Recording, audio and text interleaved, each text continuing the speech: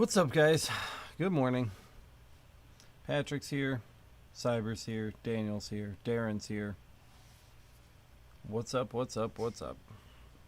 Today we're going to continue our ever-continuing quest to catch up on work at the shop. Dean's here. What's up, Dean?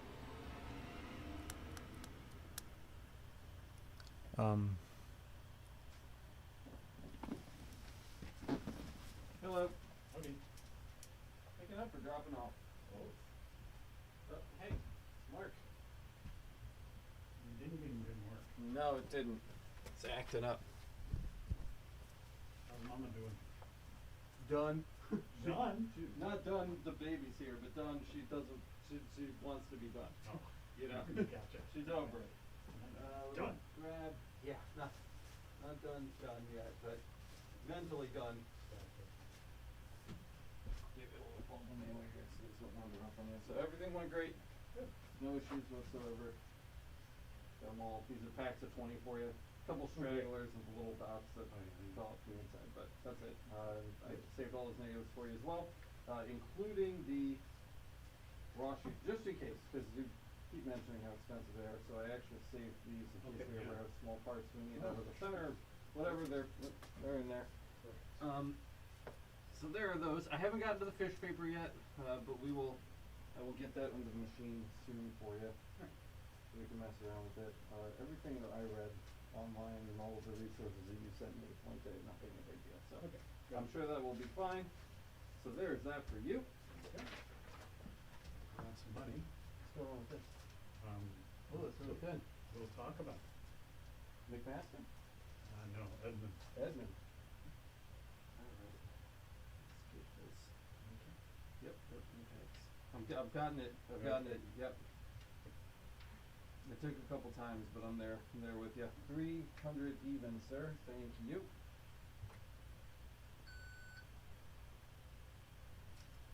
Yeah, we were actually, I kind of took a risk in the beginning, but we got it, so we were doing 4 at a time. So I didn't take me all day, Yeah, but right. a good chunk of the day, but it would have taken like 2 or 3 if we had not tried that. So I took a little bit of a risk, but we got it down. So, all right, there's that. This is out of the way. I'm gonna get a new one. Okay, so acrylic it looks like. So this is a Fresnel lens. Okay. Did we talk about this at all? We like passing in conversation. Okay. We did not gotten specific. So that's a Okay. lens. This is the lens. Okay. Yes. Okay. This is the side with the swirls. Okay, got it. This is flat. Sure. I put the paper on. This side, the smooth side, yeah, no problem. This side, I don't know how, because it's sticking just at the points of the lens. Right. So, Right. It shouldn't. I mean, it shouldn't be a big deal. Are we engraving this side? no. No. Okay. So No. then it shouldn't be a big deal because I mean the acrylic dust isn't going to come around the tape and go underneath. It's more at the point of contact with the laser. Okay. That's where you get the fogging. So as long as the tape is on the surface that we're engraving, the other side doesn't really matter if we're not doing cutting. So the other side, really, the reason we would absolutely have to have a secure back mask would be if we were cutting through it and the beam was actually coming out the bottom end. That's when we would want to make sure that was super secure. But in this case, it's not going to make a huge difference. That's what we're doing. Yep. Cutting. We are cutting. Oh, we Yes. are cutting. Okay, Yes. okay. So I'll leave it up to you to decide. Yeah. You know, I'm giving you a heads up. Yep. This is a much better surface for adhesion. But the lens, the lens side is, you pick it. There's some resistance, but it's not as big. Sure. Super. Sure. Okay. So I will send you the files. What we need to do is find center. We're gonna cut it, and then we're gonna cut it. Cut it, and then we're gonna cut it. Okay. So we're So kind we of end up we're kind of shaving off these sides and then right through the middle. right through the middle. Right, so we'll end up with 2 Okay. usable pieces. Got it. This and this. That's what we want. And that's it. Okay. Sure. Sure. That seems doable. I think so. Is it? So I'm so confused how this works. So this is a lens. Yes. Is it is it like concave this way, like just No. ever so No, no. slightly, or how does this function? Okay. So I need an optics lesson. I'm Oh, yeah, interested. so Fresnel lens usually, or a lens usually looks like this. Right. It's a plano. Right. So what they do, every little piece there, Mhm. they take it, it's like a record, Mhm. only it's circular. They put the delta in the curve Mhm. right there. So this piece equals this piece equals this piece, this angle here equals that angle. So each of the facets, the faces, have that same curve, Right. but they've just squished. Mhm. So that it doesn't have any thickness to speak of, but Gotcha. it has the curve. Gotcha. So they're not good for image forming, but they're great for illumination. Okay. Okay. So that's what we're doing. Excellent. Very cool. While you're here, do you have like half a second? Because Sure. I got I a do. question the other day and I don't know how to answer it. So we use f-theta lenses for our fiber lasers, and one of the things that they do, one of their properties, is that you want a bigger beam size from the laser to go in, and that gives you a smaller dot size coming Okay. out. Yeah. It's so counterintuitive. Is there a layman's explanation as to why the larger beam is smaller when it's through the f-theta lens? Okay, I'm not familiar with the term f theta. Okay. But any lens is gonna bend light. So if you have a big beam in here, Right. Depending on the curve and the material, Mhm. it's gonna bend the rays of light coming out. Right. And it's gonna Interesting. form the thing. So when this gets bigger, the point where they meet is smaller? Well, Because they go as far as to like there's special optics they use pre-laser lens to Yeah. actually expand the beam on purpose because it gives you a finer dot size on the other end of the lens. Which is like, I just totally over my head. I don't have to understand it completely, I was more just curiosity. yeah, Scott could tell you just like that. Sure. I'm not the optics guy. Yeah, fair But enough. I think they end up collimating, yeah. What? So upstream, there's a bunch of lenses, Mhm. and then you've got fiber optic, you've got a little face of a fiber optic sitting Right. there, and that's what you're imaging Right, down here. right. Maybe it has something to do with the depth. You know, instead of a very fine point, if there's a zone Right. of focus that would generate your heat on. Interesting though, that's more than I already knew, so Yeah. that's cool.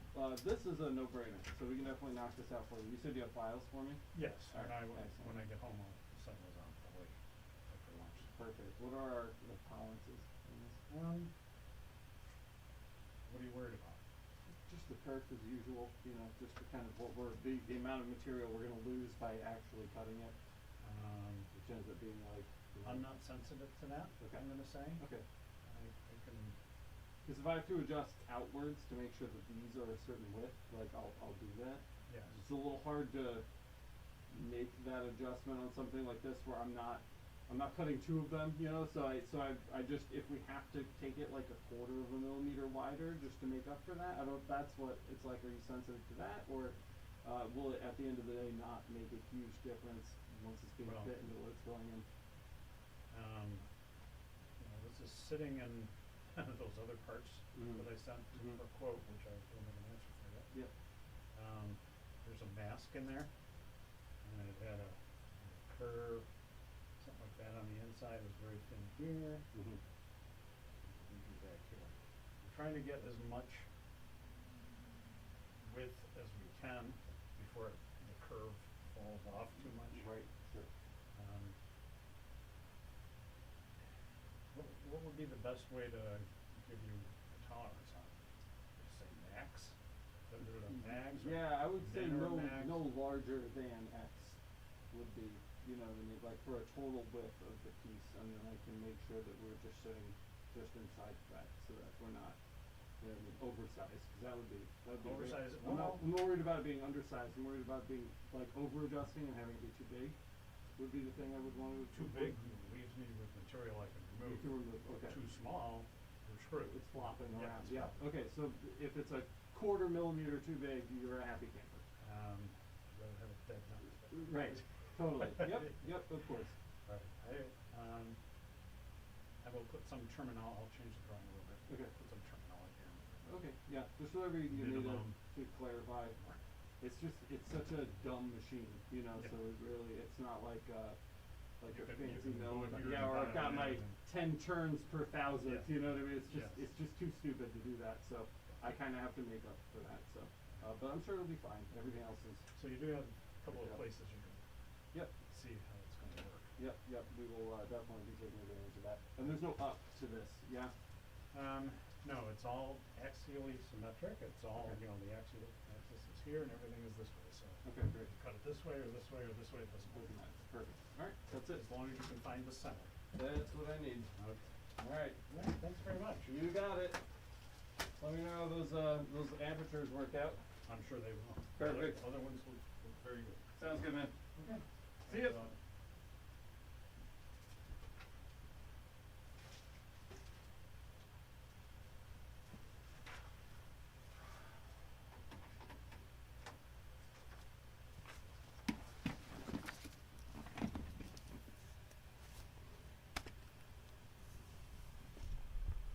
So that was Mark. He works for a company called Moondog Optics.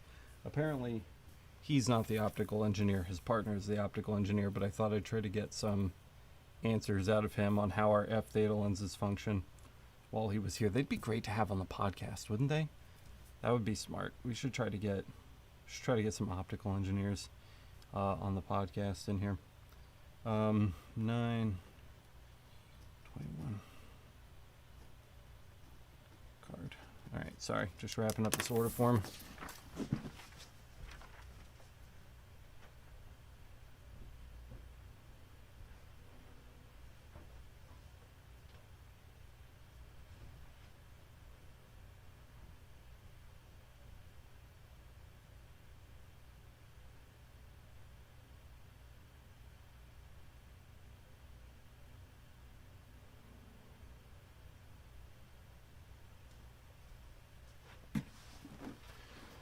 Let's catch up on chat. Cyber will have an M7 tomorrow. Daniel's new to lasering. It's difficult because I can't find much on preset info. I mean, that's the whole point of the Patreon, man. You got a whole pile of parameters there that you can use, Daniel. Unless I'm misunderstanding.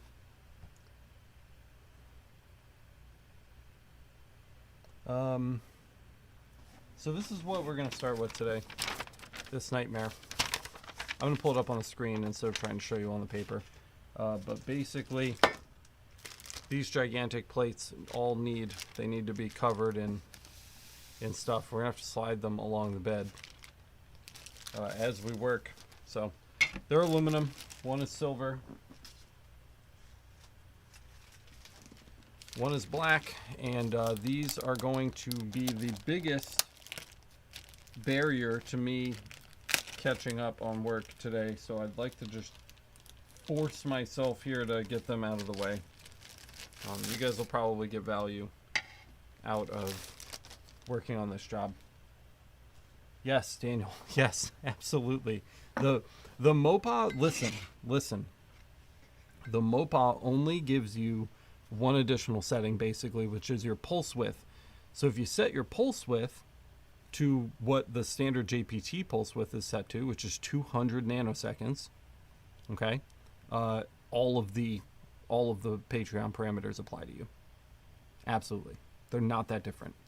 So all you have to do is in your pulse width setting, right, it'll be like power, speed, kilohertz, pulse width, and you can set that. Just set that to 200 and then boom, instantly all of the Patreon parameters work perfectly fine for you. And then you can go through and you can start adjusting that pulse width on all of those existing parameters to start seeing changes in them, and maybe give yourself some new options that you wouldn't have with a standard laser. So you start at 200, everything is going to work exactly the same as if you had just a normal JPT. Yeah, absolutely, they will work for you. I see that is a confusion a lot, and maybe I should make a video about that and show people. But yeah, you get just as many settings as everyone else.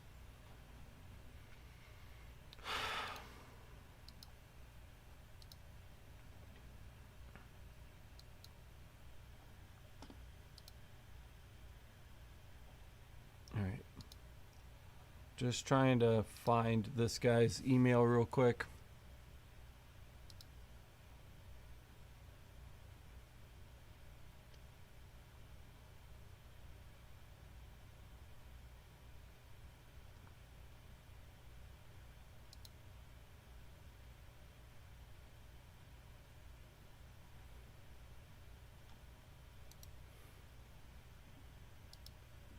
Oh no, he sent me a PDF file. Oh, this is going to be such a pain in the butt. No, it's okay. No apology necessary. I'm here to help. That's what we do. Alright, let's look at this stupid... Here we go. Where's my desktop? So here are his files. This is what we need to engrave. Literally everything except for the registration marks and the ruler need to be marked on this plate. So you can see we've got our little corner registration marks here, and then we've got all this stuff. All of the stuff inside all needs to be marked. It's going to be less than fun, okay? So let's open Illustrator. We may get lucky and it may just open nicely in Illustrator, but I doubt it, because usually what he does is he will kind of like compact raster images onto these sheets. They're really difficult to work with.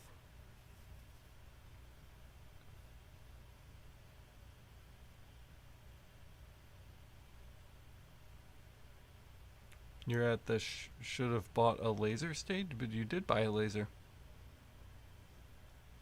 You mean you shouldn't have bought a laser? Yeah, see what I mean? So it's he just puts raster images inside.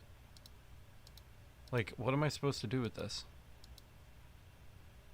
See that? So we actually need to open this in Photoshop and get these to a place where they can be traced first, which is gonna damn near crash my computer.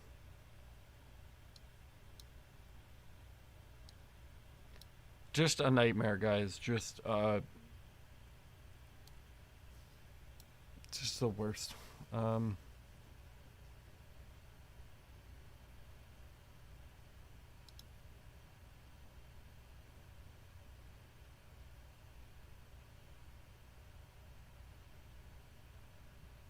I misread that. The should I have bought a laser stage.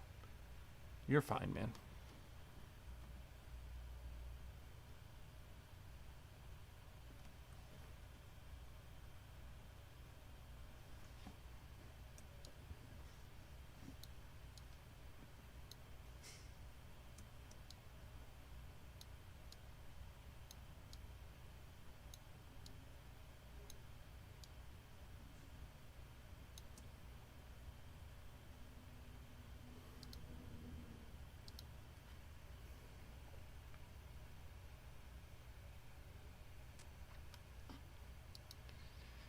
I'm just kind of weighing my options right now on how I want to save this for tracing. I think we're going to go for a JPEG.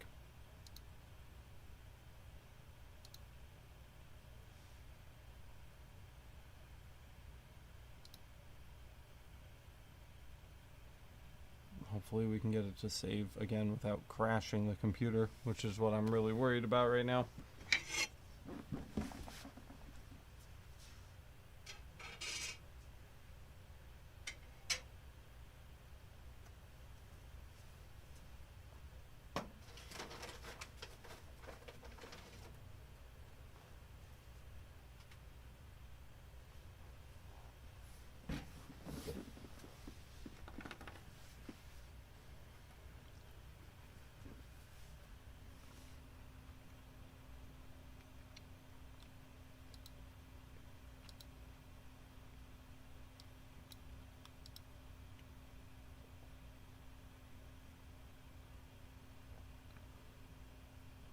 No, Nick, I haven't ordered a new desktop yet. I still really need to, but they're expensive. I'm not quite there yet.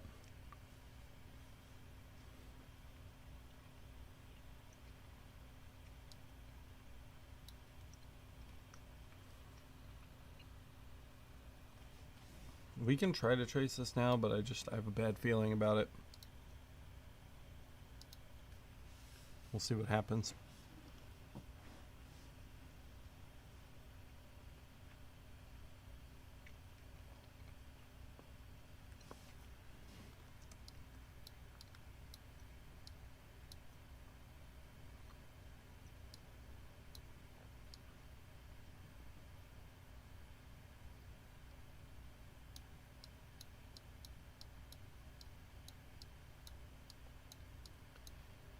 It just doesn't look big enough, you know?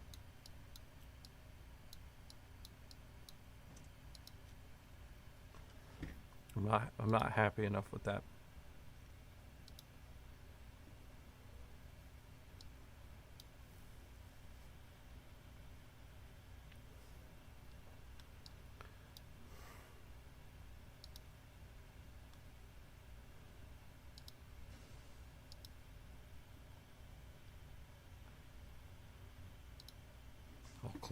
Maybe closing Thunderbird will help, I don't know.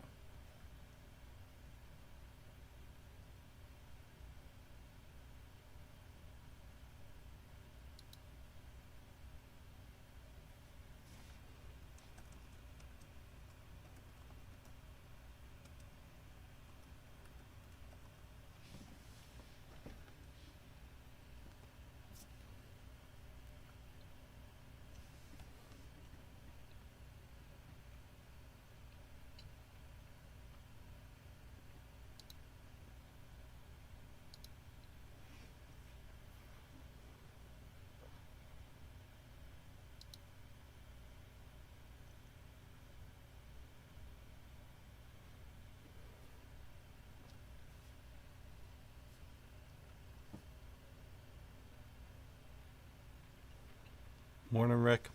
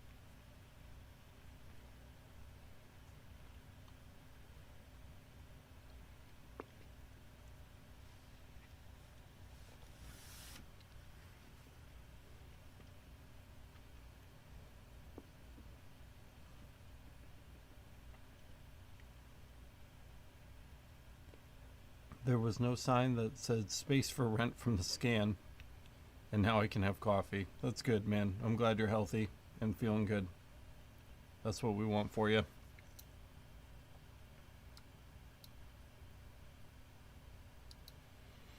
Oh, I'm gonna regret this. Okay, here we go. I'm dropping it in.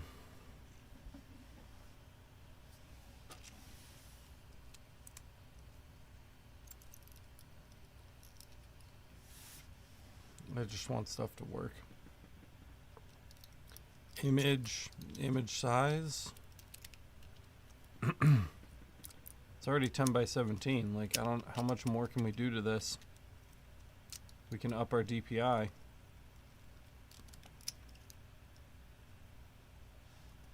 To 1200. That's all I can really think to do. We'll let that choke on that for a few minutes, and hopefully we don't lose the stream. I know I'm probably already looking pretty chunky. It should only last a couple minutes. Just bear with me.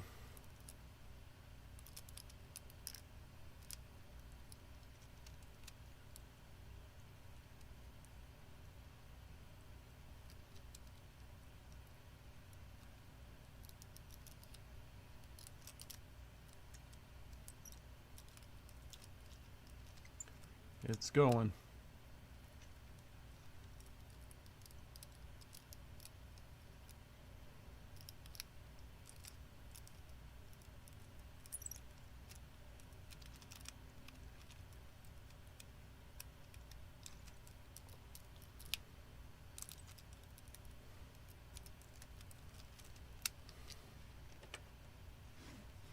All right, there we go. Double.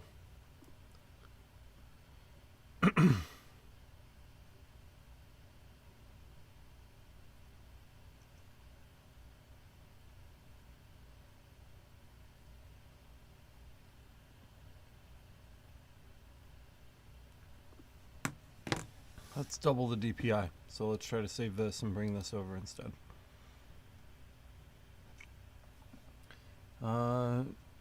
Rick says this was for possible surgery that I have to get here in the next week or two. Hearing issues and tonsils. Yuck.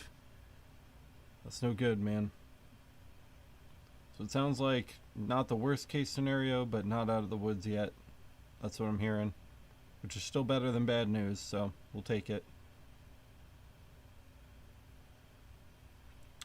No, Chase, it's not bad that you're at work watching this, wishing you were home messing around with the Mactron. That's all of us do. So. We should be lasering by now. Like, that's how bad this computer is. If we just get, I think, you know, the Patreon's growing really fast. We'll be able to replace the computer soon.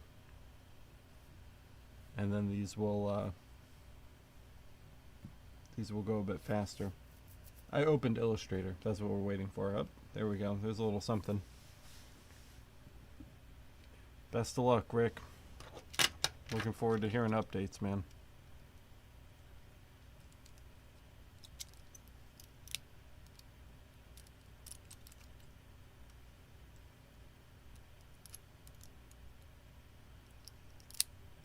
What's up, Kyle? How's it going? Good to see you as always.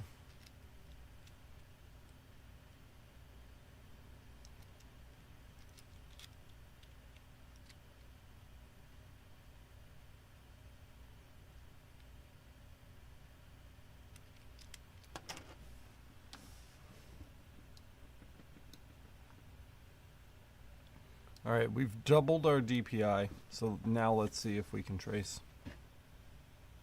Kyle's brain is on boot loop today. My brain's on boot loop every day. I feel that.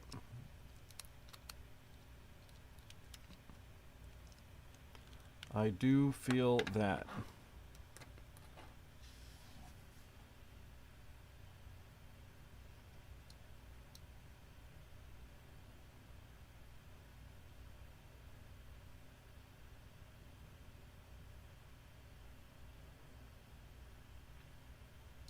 I'm probably going to spend around $2,000, Nick, each. I'd like one for home and one for office, 2 identical systems. Kyle sent me a build out, so I'm going to be looking at that really, really soon.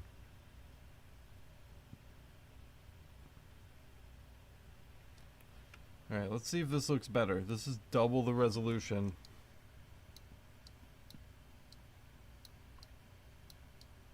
I think that looks much better, right? It is a lot closer to acceptable. Alright, now we actually have to do work. Can't use the computer as an excuse anymore. So first things first, let's get this facing the right way.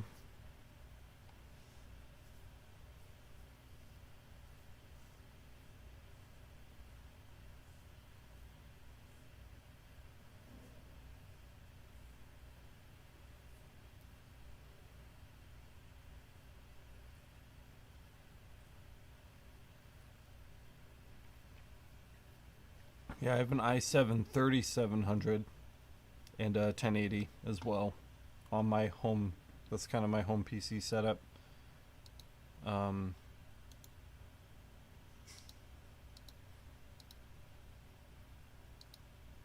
But I too do not want to move that. I'd rather just have a fresh system.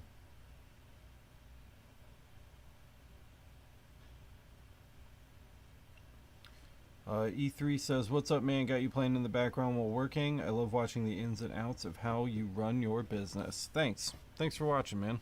It's good to have you here. I don't think you're one of the regulars that we typically have on here day to day. So it's good to see you coming by to hang out.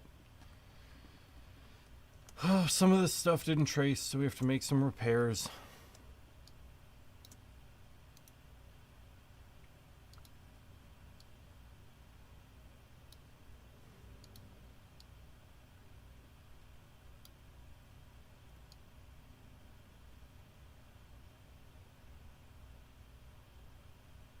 I wish we could listen to music while we were streaming.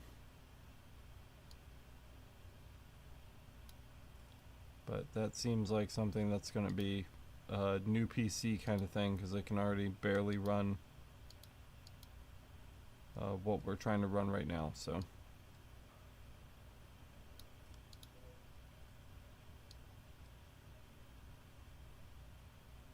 Okay, that seems good.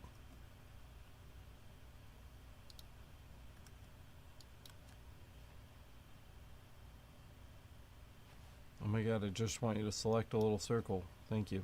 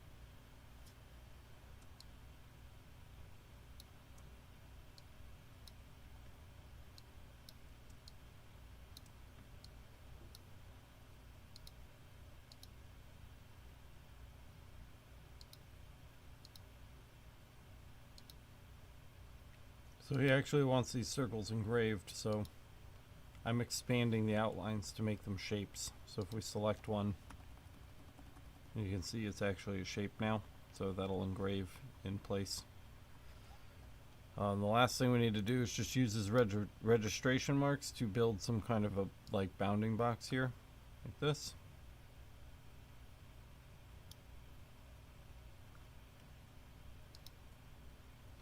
We don't want to fill on that. Stroke it up just a little bit so we can see what we're doing.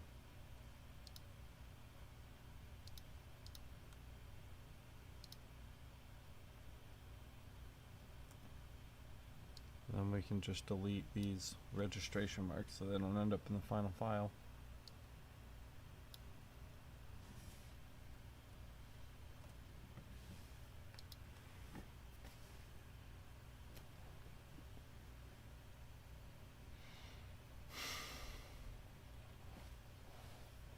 You can try USB over Wi-Fi. That's a thing. You can do it either via software or hardware. They make little USB Wi-Fi hubs, and you can connect a few devices to them. So check out USB over Wi-Fi.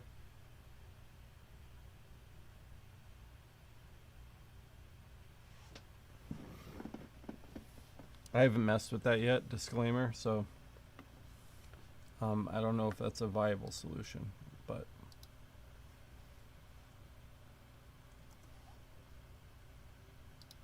so I'm just using this now here. I'm making a 1x1 square to make sure that our scale is correct according to what he dictates is the correct scale, and that looks perfectly accurate to me. So now that we're sure about the scale on that, I wish he could send me these prepped and ready to go. I really dislike doing this. That one is more or less done. We still have to break it into sections that our fiber laser can handle, and we'll work on that in a minute, but it's a really good start here for us. The next thing we need to do is, well, we have to copy these, and we have to do the same thing for the piece down here at the bottom.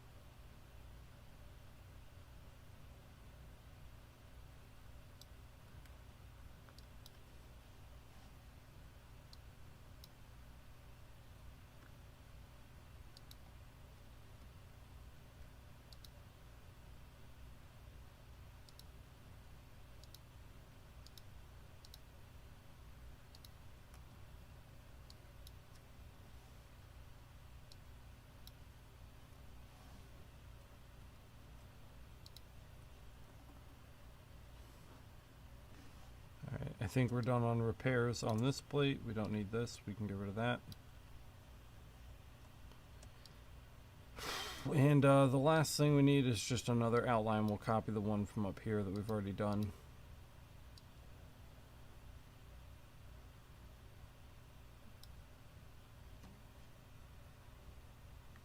And this seems like it's going to be a problem because the registration marks that he's included on this one do not match the ones on the top.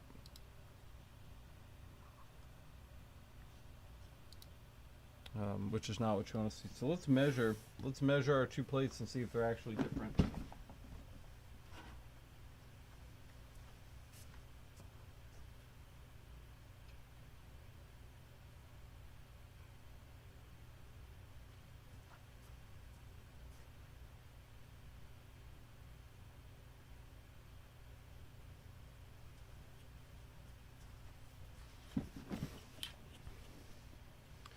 So they are actually different,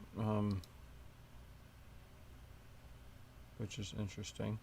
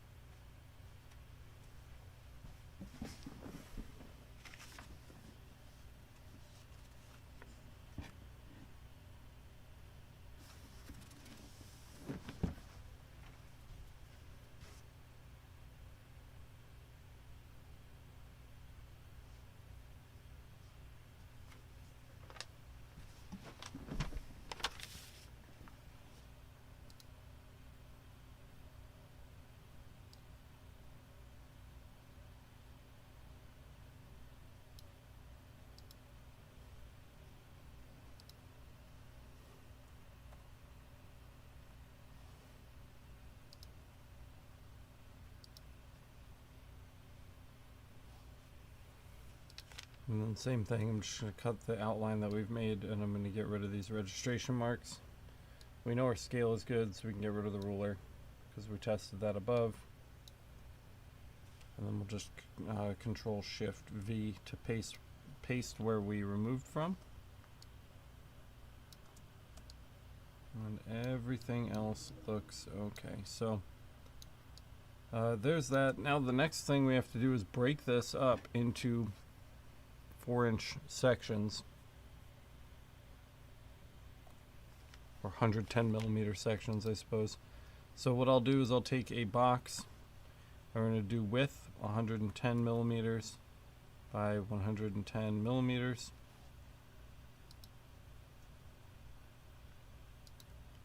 And we can see our height doesn't match, so we can go ahead and adjust our height. So we'll do transform, and we're going to copy the height off of our outline, and we're going to apply that to our workspace box here. There we go.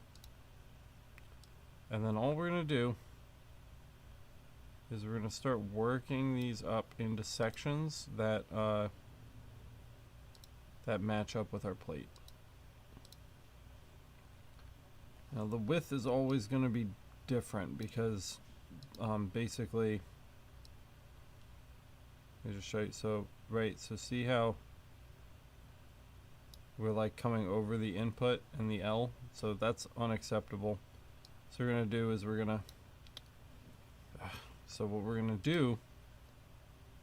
going to take our workspace box and make a copy, so we can use that in a minute for the next section. And then we're going to just take this width and we're going to reduce it. So now we know that everything in the first section will fit in our workspace. And then we'll take our second section here, and we're just going to go ahead and pop that in. And we'll see what we can get away with here. So we're not going to make it to the other side of the fan. So good try. So we'll stop it there. That gives us a nice clean section.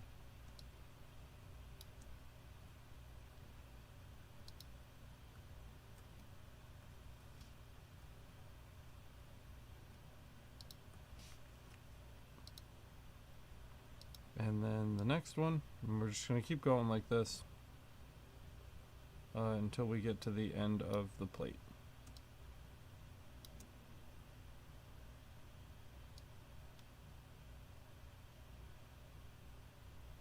This one's kind of tricky. We want it between the dot and the V, not on the edge of either. It's good.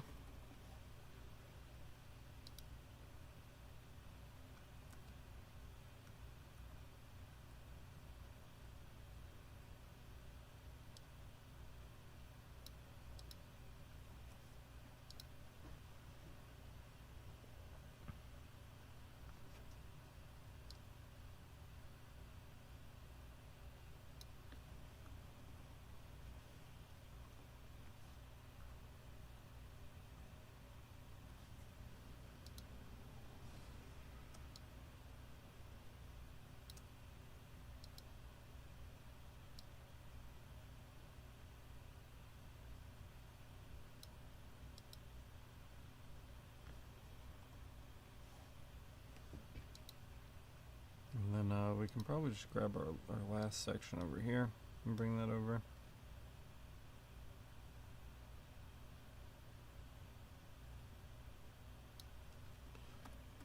And that should come right to the edge of this plate.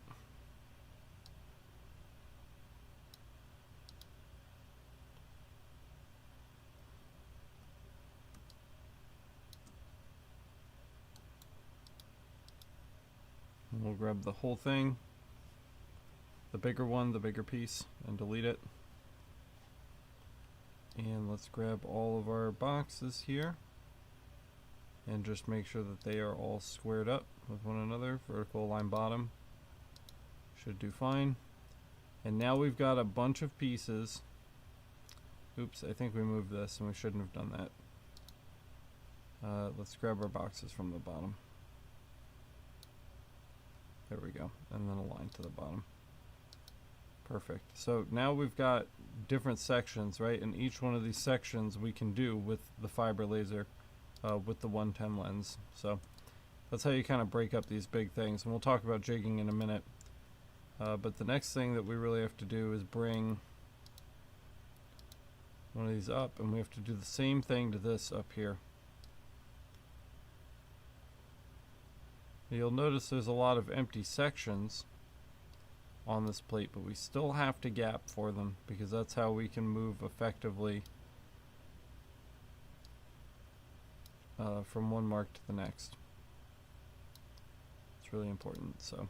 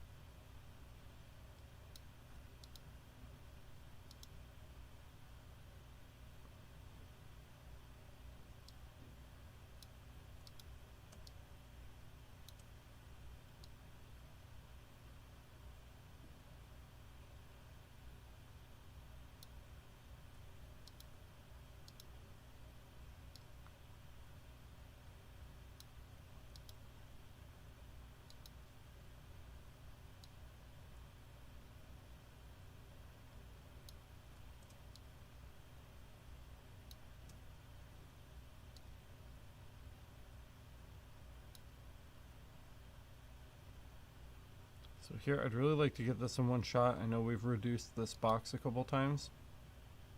So let's just set our width back to 110. Because we know that's what we can get away with, and yeah, that puts us well over there.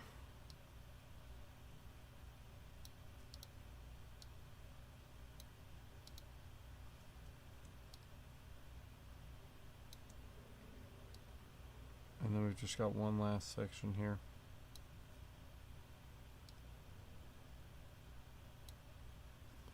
Perfect. Same thing, we can get rid of the big box. And we've got our little one here ready to go. And we're just going to align that to the bottom to snap that back into place. So now we've got two of our giant plates. They're all broken up into little pieces. And the fiber laser can handle doing each section at a time. Does anybody have any questions about what we've done so far? Because that was a lot. We did a lot, and I know it took a minute. And it was kind of slow-paced, but there's that. Let me know if anybody's confused before we move on or has any questions about what we've done so far. I'll give you guys a second.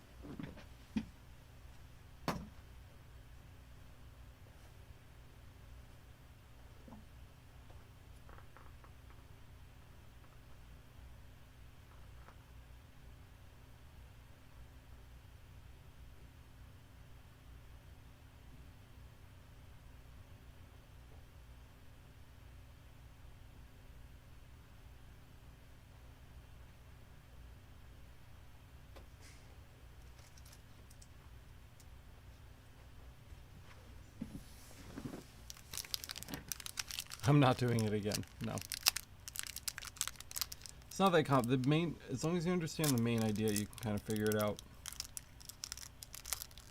I'm having a warhead.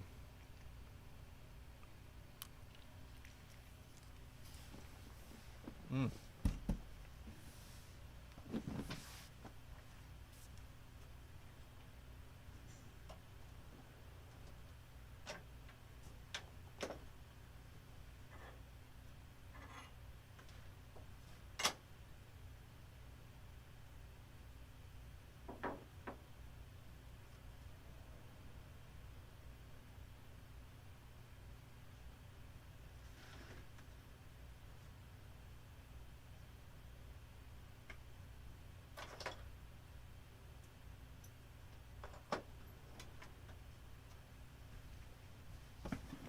So we need to go. May I ask what you'll be charging for this? I don't know a lot. I can tell you what I should be charging for this, which is not what I'm actually charging. I'll have to look back at his old order forms to see what we've charged him to do these in the past. This isn't his first plate with us. In fact, he's fairly regular, and I don't know why, but he gets them much cheaper than they should be. If I was really charging this job, if I was just doing one of these sections, I would charge $25. Since we're doing a bunch of them and kind of sliding them down as a part, I might break them into $10 sections, 10, 20, 30, 40, 50 for this plate, 10, 20, 30, 40, 50 for that plate. So maybe $100 if they're particularly a pain in the butt, which this is. Maybe $15 a plate, 15, 30, 45, 60, 75. So maybe $75 a plate would be acceptable. But I think we'll be charging Phil probably something more along the lines of $40. Just because that's what I've been charging him, and I can't just randomly up the price all of a sudden. We do have to go set up. So basically what I'm going to be doing, this is pointed at the CO2 right now, but we're just going to set up a rail along the x-axis so that we can slide these plates along the rail. That's all we're trying to do. So I'm going to go set that up real quick.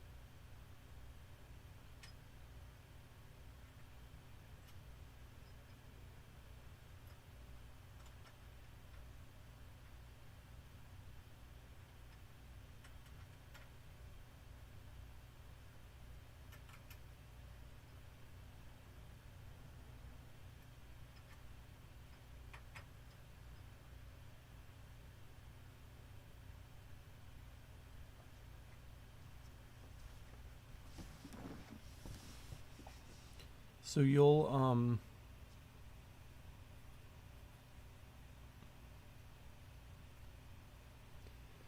notice I've only done a couple turns on each of the bolts, the M6 bolts. And the reason why is because we need to make sure that our rails are straight, right? So if they have some play. They're not, the bolts don't keep them like perfectly in line. So what we want to do before we tighten each one down is push it down as far as it'll go, resting against the bolts, and then tighten it down. So that we know both of them have been pushed down as low as they can, then we know that they'll be mostly in line with each other. But we will test straightness before we actually begin the job. So when you see me pushing down on each of the rails, that's why. We just want to make sure they're both kind of riding along the same line on that plane there. So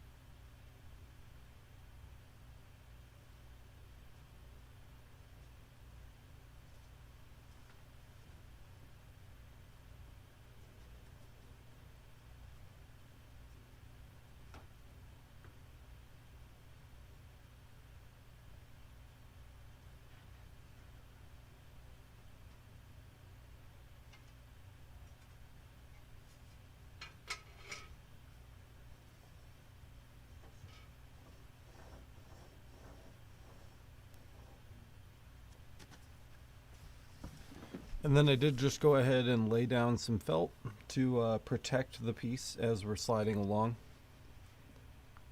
And we're going to start with the bigger piece just because it has fewer sections. So we'll go ahead and save our AI file here real quick.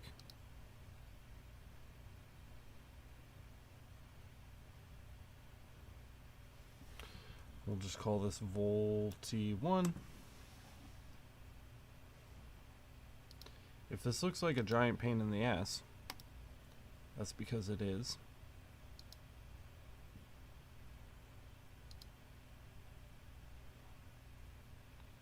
And with that, we can close Illustrator and hopefully reclaim some of the RAM on our system. So that's done, and we can now open EasyCAD. We have to turn the machine on.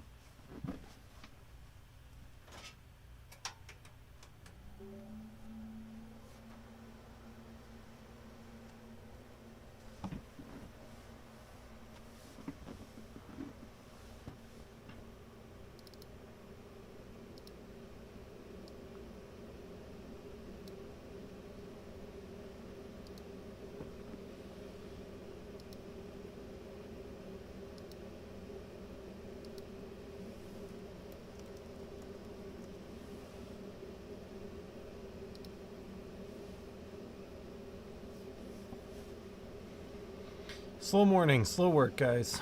Hopefully we can get into some more exciting stuff a little later today, but we do really need to get this knocked out because this is going to prevent us from getting any real work done until it's finished. So let's go ahead and import. We're going to import from the desktop. So let's find our desktop. And we've got our Volty1. The black plate is the taller of the two plates, so that's going to be this big guy up here. So we'll get this ungrouped. And let's remove that.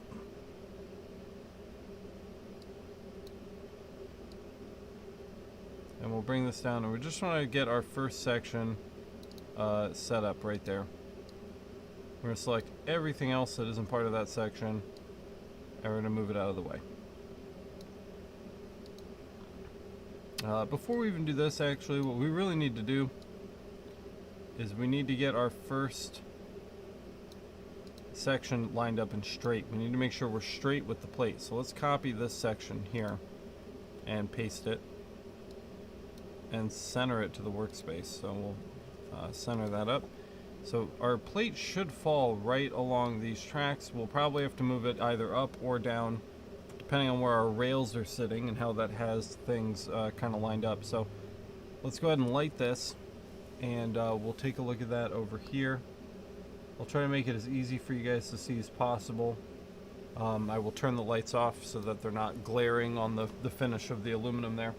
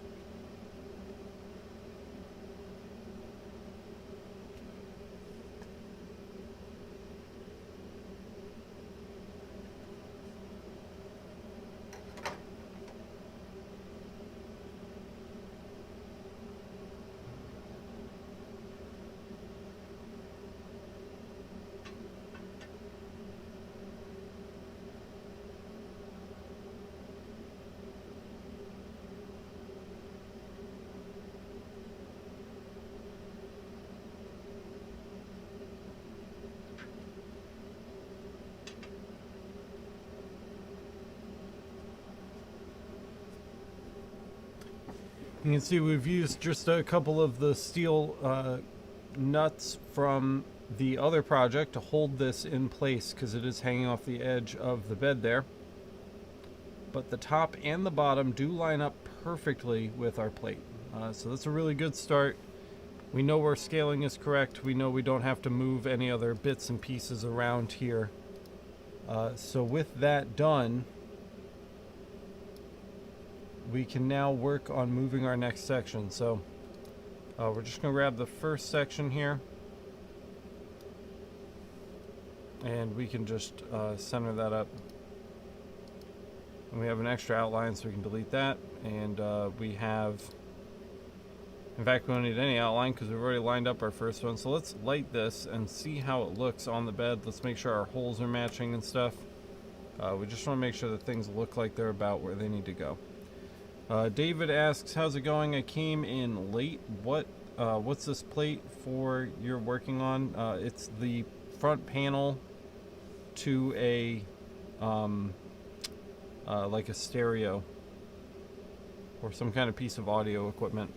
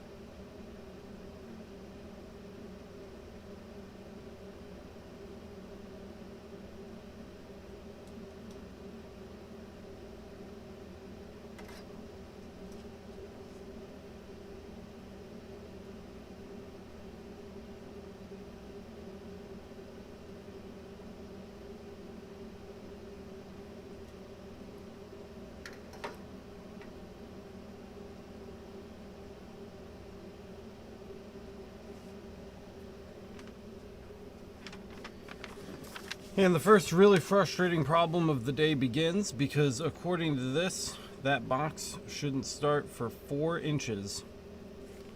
And it's definitely starting earlier than that.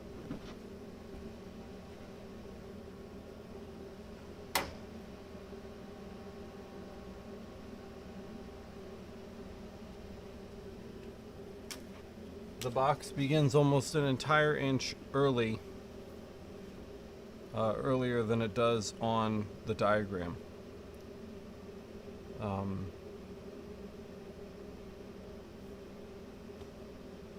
So we're gonna have to write an email. There's no way around it, and we can't work on this piece now. Now we're stuck. So that was a gigantic waste of time.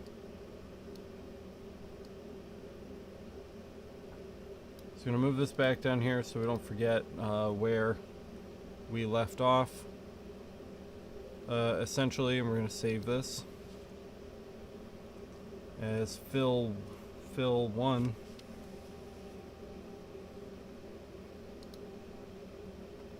I suppose. And then we need to write Phil, and he's probably not going to get back to us for a full day. So.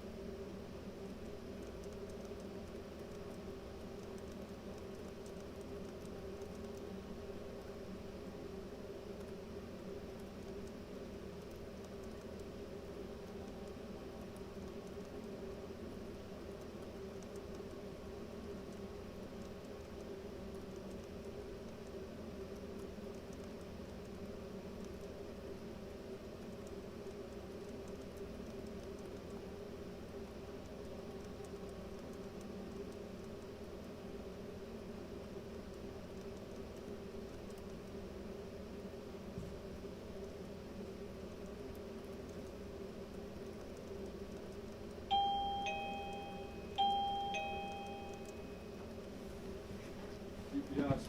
Hey man. Got a signature from you. Yeah.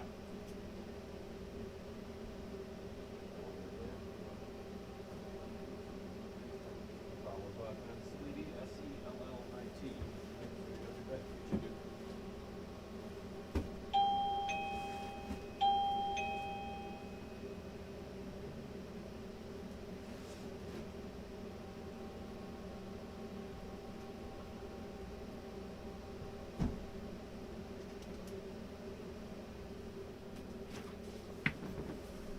Special shout out to Sean Johnson and Heath Ferry for signing up for the Patreon. Appreciate you guys. So here's the email I wrote. Hey Phil, according to the schematic you sent over on the Volti audio plate, the square cutout does not begin until approximately 4 inches in. But on the actual plate we have here at the shop, it begins nearly an inch earlier at approximately 3 inches. From the left. This is causing the plate sections to be misaligned. How would you like me to proceed?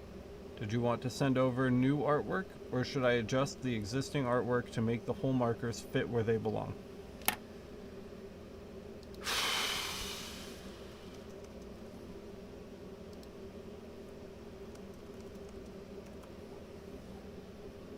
And we'll go ahead and send that. And hopefully we hear back from him sooner than later. So in the meantime, I guess we can put this on hold and try the other plate. Hopefully the other plate fits.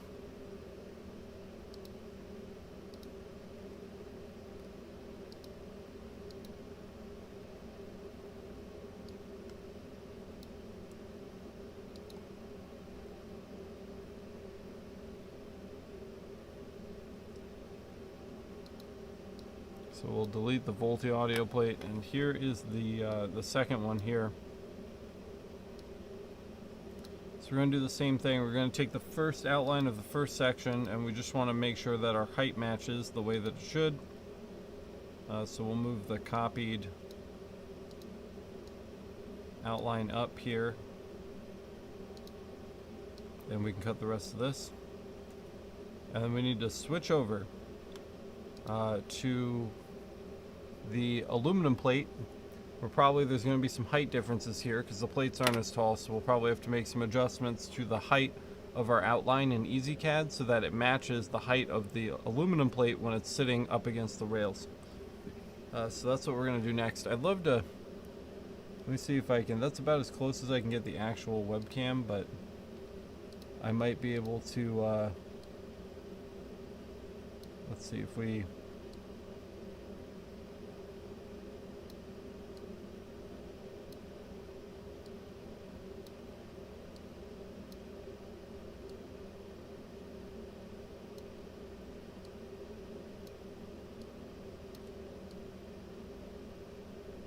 there we go. Some zoom action for you guys so you can see a little clearer what we're working on. So you can already see that the red line is coming well above where our rails are sitting, and that's not good. So we need to make some adjustments for that. So I'm going to go take care of that right now.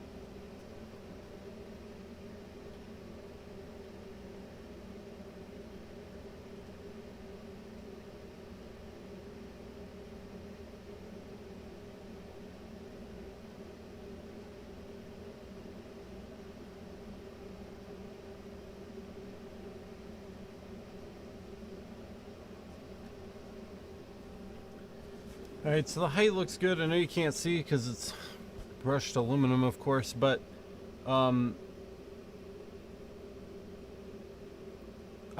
moved our outline down. So here's the thing. This is important, okay? This is what you're going to want to listen to. So because we've got, let's just paste in our,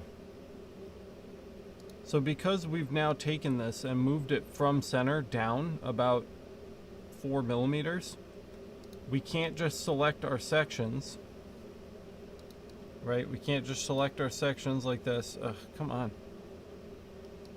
We cannot just select our sections and hit C, because now they're not going to line up. So what we have to do in order to get this right is we're going to have to select our sections. This is our first section right here, and we're going to group it. So go ahead and give that a group. And then we have to select our little kind of alignment box, modify, align, and center. Now we can be sure, if we go ahead and take this and we can ungroup it, now we can be sure that this will be vertically aligned with our target. So we just deleted the extra box there, and I'm going to cut the secondary one because we're going to paste that back in order to align our next section. Steve Pepin asks, what's the green material under the part? Is it just to protect the machine bed from the pew-pew? It's not to protect the machine, it's to protect the part. It's to protect the part from scratching on the bed as we slide it along the x-axis to mark the different sections of the plate. That's what that's for. So, again, what we will do here is we will cut the main body and we will light our parts here and make sure that they are actually lining up with the plate. So we will check that out right now.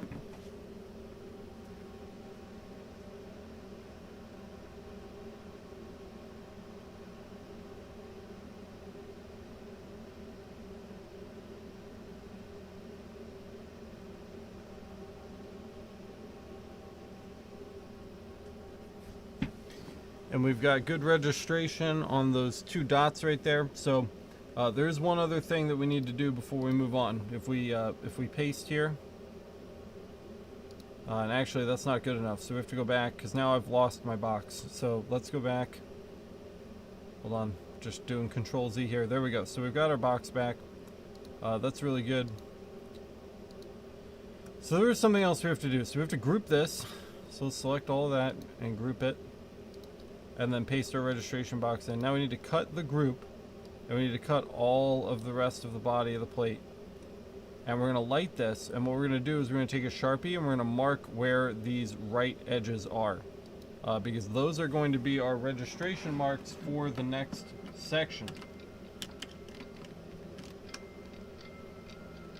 So with that lit up, I'm just going to run over there and mark those edges.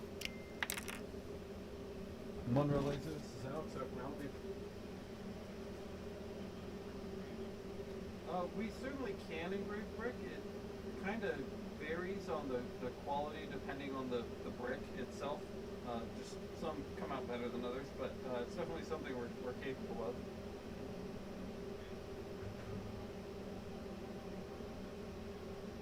How many do you got? You just have the one? Sure, sure.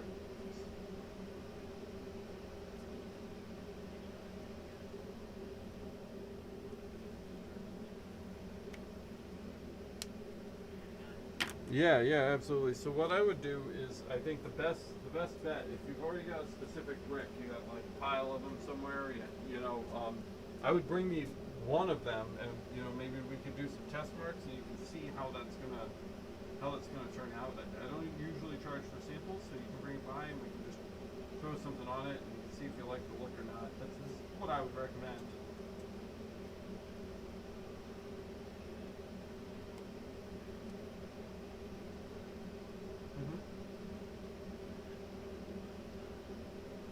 We're closed from 2 to 3 every day because I just simply have to get my son off the bus when he gets out of school. But otherwise, it's pretty much open door. You can just kind of wander in when it's convenient for you. Yep, you got it. You too. Thanks.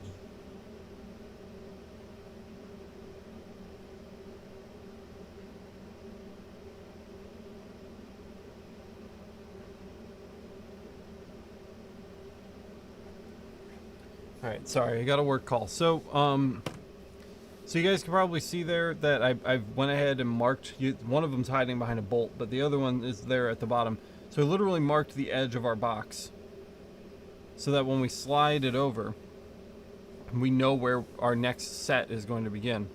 The Sharpie's obviously very thick, and we're trying to track a very thin line. So basically I colored in with the Sharpie just wide enough. Here's what I did. Okay, so here's our laser line. And what I did is with my fat tipped marker, just colored wide enough so that the line is in the center of my black marker. So when I move, right, and we line up the left edge of the next box, we know we just need to get that red line in the center of the fat Sharpie mark. And that's pretty darn accurate. It's not perfect, so if you need perfect, you'll need to come up with a different solution, but for most things, that does the trick right there. So with that done, we can now paste the body and our content back in, and then we're going to cut our outline and our body back out, and we can go ahead and mark the first section of the plate. I don't believe we've hatched this yet, so we are just going to want to make sure that we hatch it. EasyCAD is freezing, so I'm just going to give that a second before I continue to click on it. Cyber says, that's a good idea, Alex. I'll have to get some microfiber cloth under my brackets when I do my cards and tags. What do you mean by cut? We gotta cut, like Control X on the keyboard, cut. Okay, I think EasyCAD's caught up. So there we go. It's already grouped, so we can just hatch it. And we're just working with aluminum. It's nothing fancy, so hatch 1, hatch 2. Our line distance is off from an old project, so we do want to set that back to 0.025 on both hatches. And hit OK. And we'll just check our hatch real quick, and that looks all good and dandy. And we'll select a parameter. I'm thinking Aluminum general is fine. Maybe, I don't know, 5 passes. We're also going to switch over to the broken snake here, just because I don't want to be here for hours waiting for these to finish, and broken snake is much faster. So with everything done, everything that we've had to do to get our first section set up, we can go ahead and mark the plate. So we'll take care of that right now.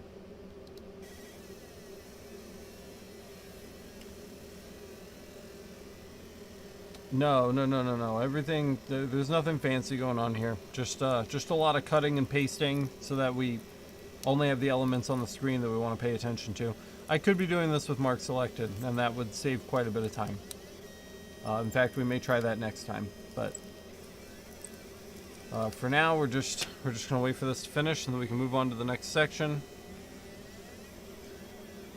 Been staring at YouTube for like 3 hours, seeing if people were gonna start leaving comments on stuff, and of course, now that we've started the live stream, everyone wants to chat, but they're gonna have to wait until we're done here.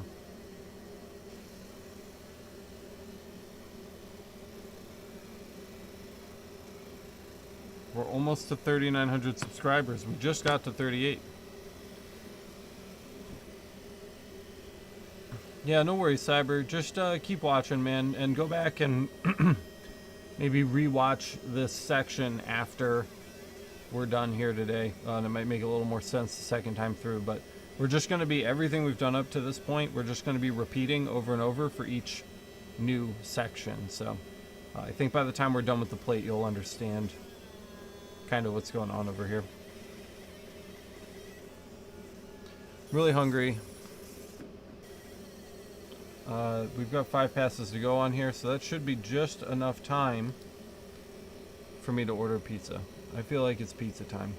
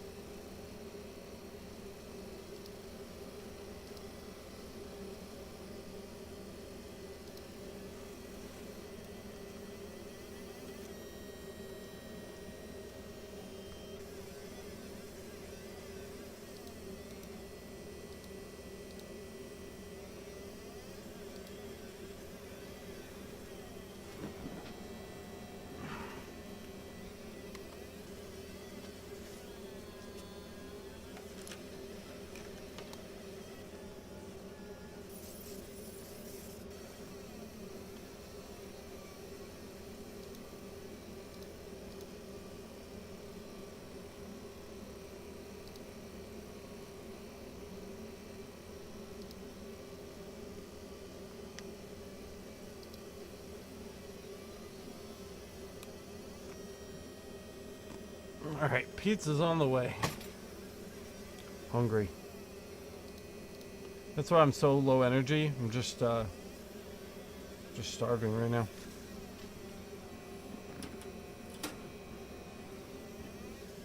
Back to the work view here.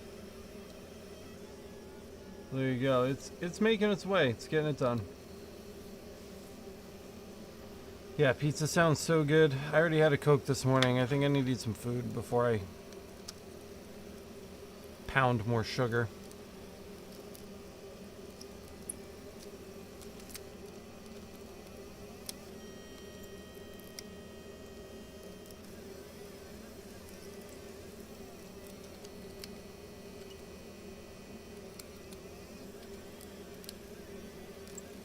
You can see those up by those drill holes there. The circles are a little off. They've always been that way from this guy. There's a big disconnect between the schematics that he sends me and what I actually end up getting on the plates. And I've tried to talk to him about it multiple times, and we just can't seem to find a reasonable way to improve that. So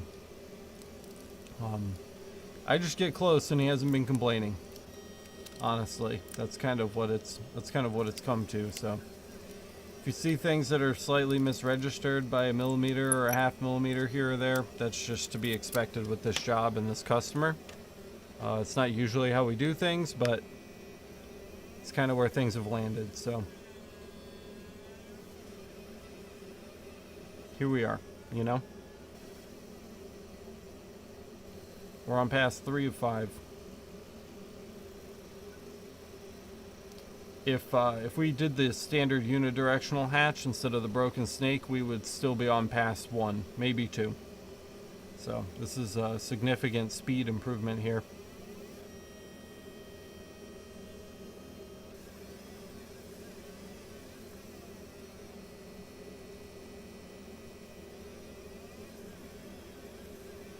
They don't need to be like monster deep, they just need to be in there. He's going to end up drilling a lot of this out anyway for ports and plugs and wires and things, so it's mostly just a guide for him, with a few exceptions on like some of the inputs and output labels, things like that.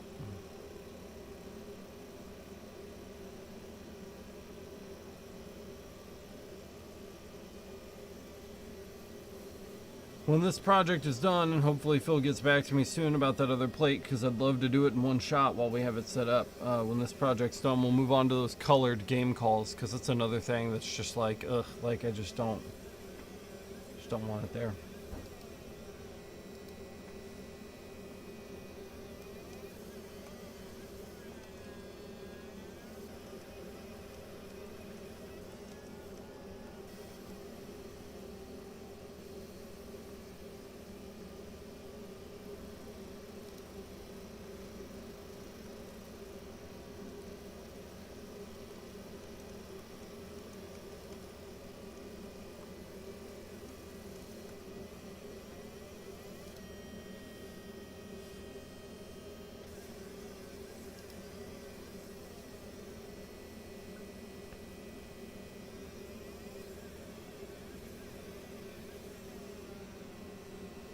Can you smell the aluminum dust?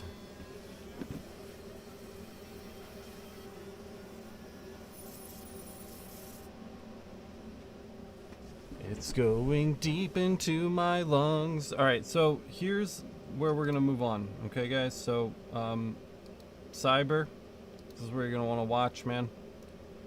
So in order to move on, what we need to do is paste our body and our targeting box back in, okay? Which is not working for some reason. So let's just Control Z to get it back.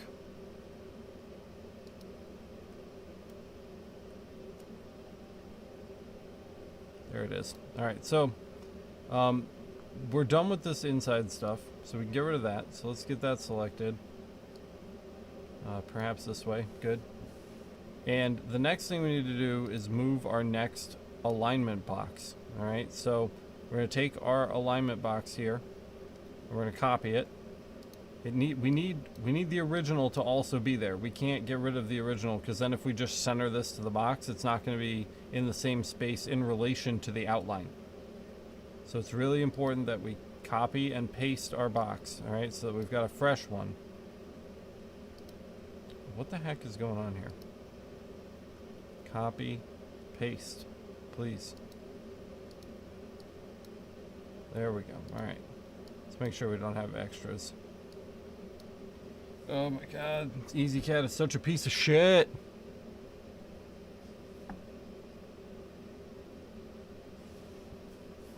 Not that you guys can see anyway, but this is what we're dealing with right now. Look at that. Enjoy that bullshit.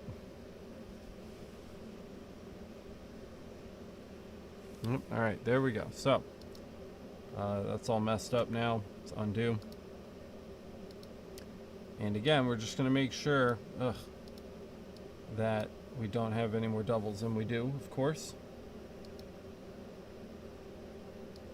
How many doubles do we have? So many.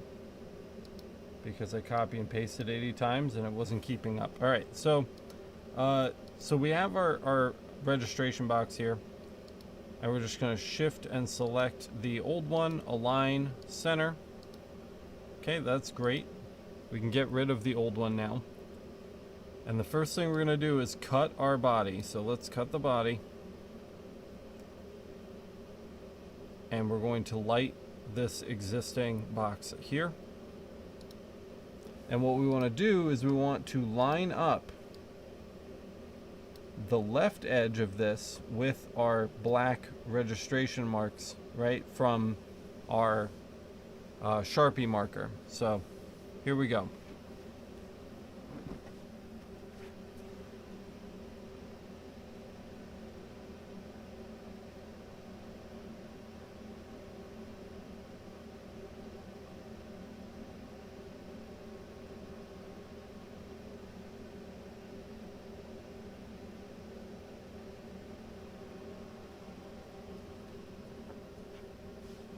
So you can see kind of that our left edge of our new registration box is lined up with our Sharpie marks. And now we need to take our Sharpie and mark the right edge of this box so that we can line up with the next one.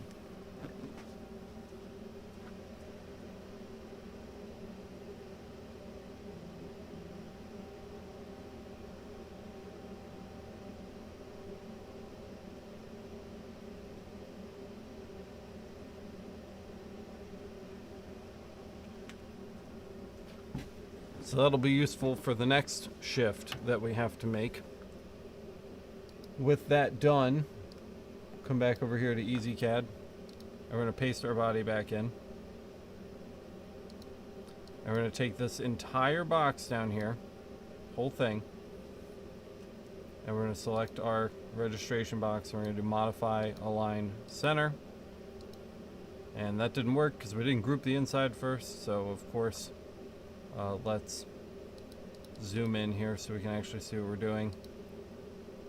And we're just going to get as close to the edge here as possible and select all this stuff. Group and hatch. Might as well because we're here. Excellent.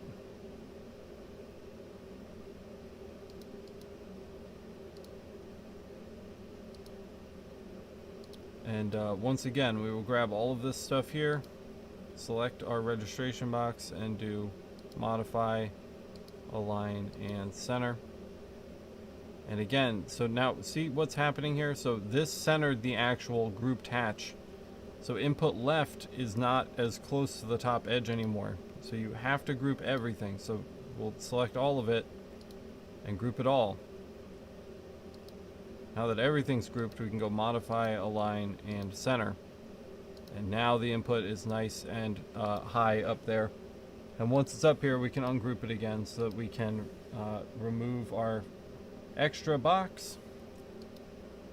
We're going to select the one that's left over and the body and remove that. And what's left, we can engrave because everything's all lined up. So let's go ahead and get that marked next.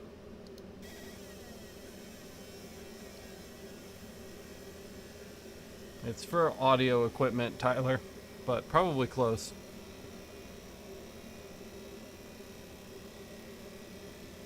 Lionel wants me to drink water. Well, lucky for you, got a big old jug of water right here.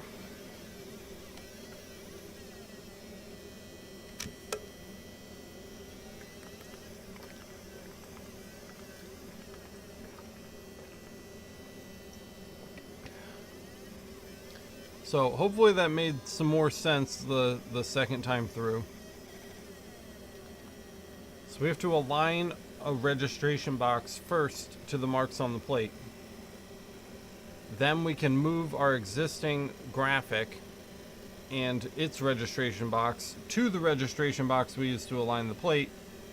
Then we get rid of the boxes and we mark. And then we slide down and we repeat. We've still got 10 more sections to do like this, so there will be plenty more opportunities for you to watch. I will keep trying to explain it. as we move through, and it should start clicking for you guys as we approach some new sections of this. So just keep watching, you'll get it.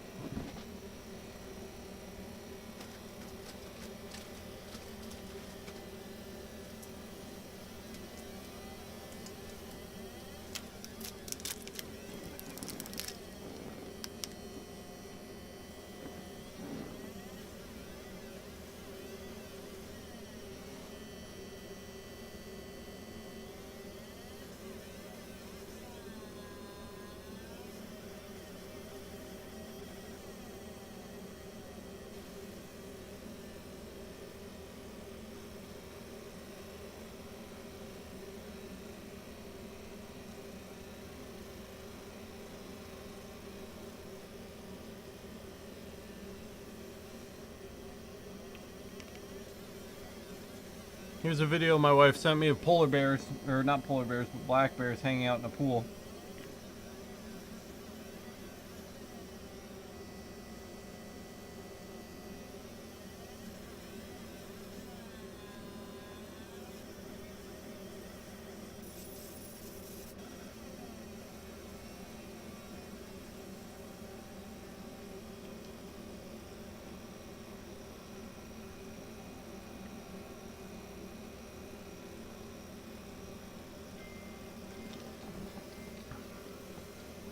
I'd be chill with them hanging out in my pool, honestly. I'd be okay with that.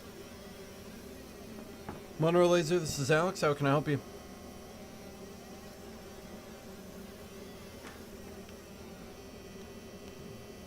Yep, all the time. Nope, it's the typical turnaround time is 2 to 3 business days, but you can swing by to drop them off whenever you'd like. We're open Monday through Friday, 8 to 5. You got it. Cake knives.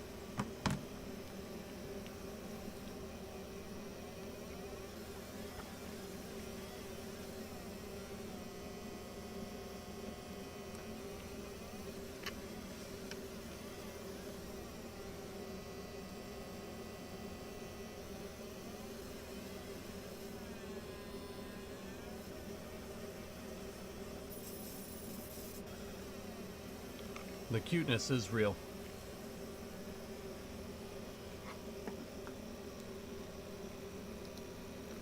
We're on pass 3 of 5 here.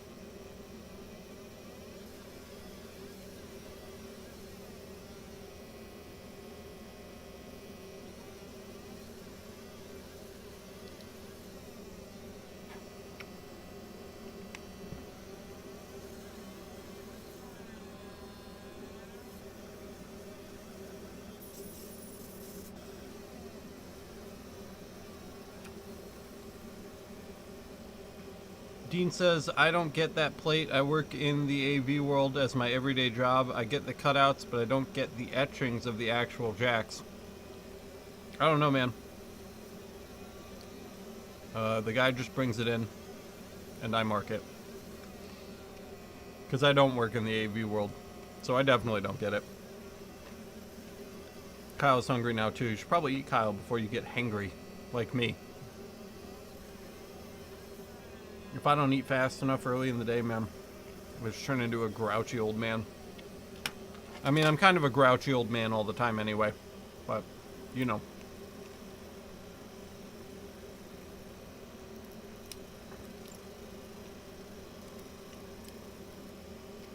They're hidden behind your video, but what are your settings here? And would they have been the same for the steel plate? They are. It's just aluminum general. That's it. That's all we're doing here. 1000 speed, 80 power, 25 frequency. It's just the aluminum general setting. It's also my default fiber laser setting. So if I just click use default setting, the aluminum general setting is the setting that we would use anyway. And we're doing 5 passes just because I kind of know about the depth he's looking for on these plates. So, okay, here we go. Here we go, guys. So let's do another section, okay? First thing we're gonna do, paste everything back in, hopefully. Great. Now we can delete the insides because we've marked that. We're done. Does it cause... Okay, wait. I gotta wait a bit before I can eat. Just took my meds so I can actually digest food. Hangry's gonna be a thing for me. That sucks, dude. Does it cause any burring? Does what cause any burring? The marking that we're doing? No, it's just aluminum general. It's like the most basic fiber laser setting that you could possibly have. 1080 25. That works on like literally everything. Do you mean burring in the engraving? There's no burring. I don't think there's burring. There might be a little, but not a lot. So we've got a registration box here from the last one. So the next thing we're going to do is we're going to copy. Let's see if we can do this without crashing EasyCAD this time. Cool, aluminum is just so soft. No, at the edge of the etch. No, it should be okay. It'll be a little dusty, but it's such a fast pass. We're not getting that hot. We're just multiplying that fast pass to get the depth, which is how I usually recommend people do depth anyway. So here's our registration box. We're going to copy it and we're going to paste it. Okay. With that pasted, we are going to move this over here so that we've got a good copy, and we're going to center that to our old box. Modify, align, center. Then we're going to delete the smaller one. Okay. We're going to group everything in this box down here to be moved. All right, as much as we can here, we're going to just come in. We're going to scoop it all up. Let's group it and hatch it. Okay, we're going to select its outline registration box and group them together. Select the one that we've moved over, and we're going to do modify, align, and center. Just like that. Next, we're going to take our group here that, well, we can just delete, and then we can take our group here and ungroup it. And then the same thing we've been doing for the other parts of this plate, we're going to grab our body and we're going to grab our registration box and we're going to cut them. But first, we need to remove our markings here, because we do need to mark the right side registration marks for the next section. So let's light this up.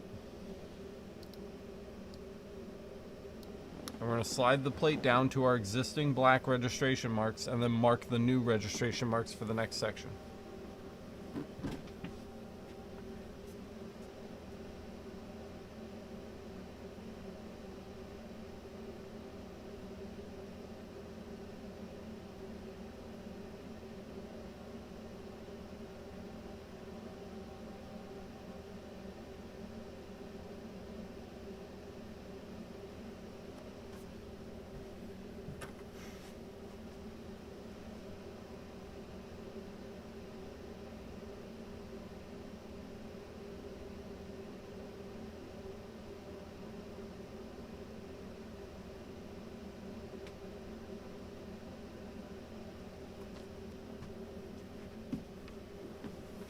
So there we go. And with that done now, we can paste everything back in. And we will remove our registration box and our body. And we can mark our plate. Now, this one we've got big circles and we have an actual cutout on the plate. So this one we may want to just pre-light. Let's just pre-light this and make sure that our circle matches, at least the big circle matches the rest of the stuff there.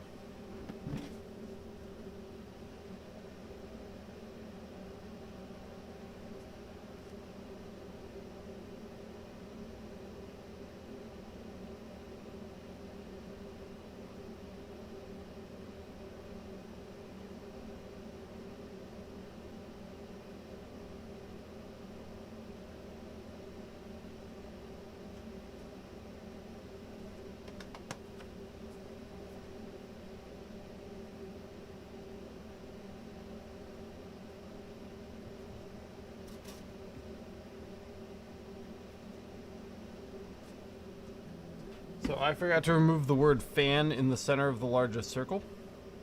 You can probably see we did a minor adjustment there, but we forgot to remove the word fan in the middle of the large circle. So what I'm going to do is just take a couple layers of blue masking tape, and we're going to put that over the fan so that it doesn't burn our felt, because fiber lasers do not like the color blue. As Tacky found out, it will eventually burn the tape, but it's going to take a lot longer. The blue tape is going to reflect a lot of that fiber wavelength light. So I'm just going to tear this into a nice piece that'll fit right in the middle. It's nice and thick, so the fiber won't just chew straight through it.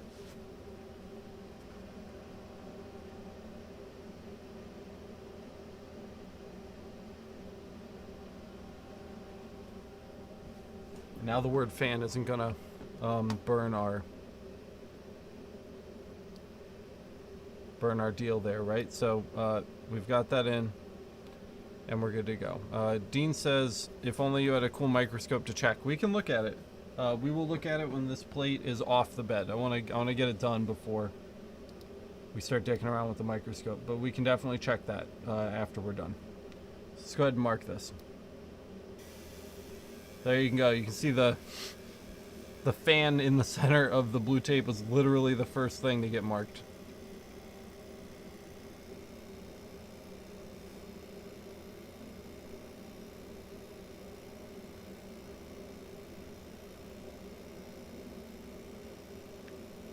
Yeah, it's 0.025.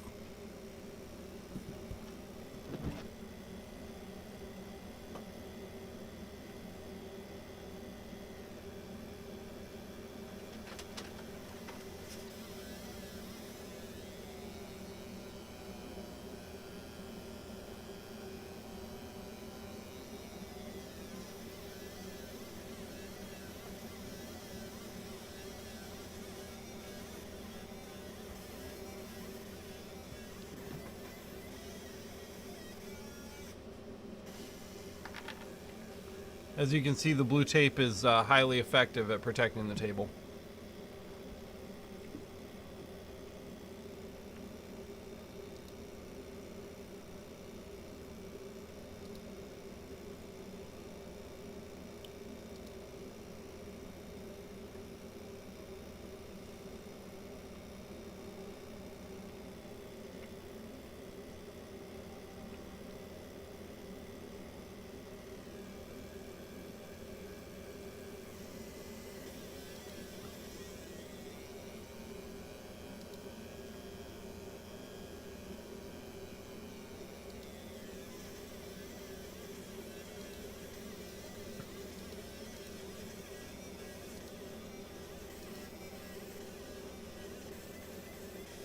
Could you hear those cool sounds?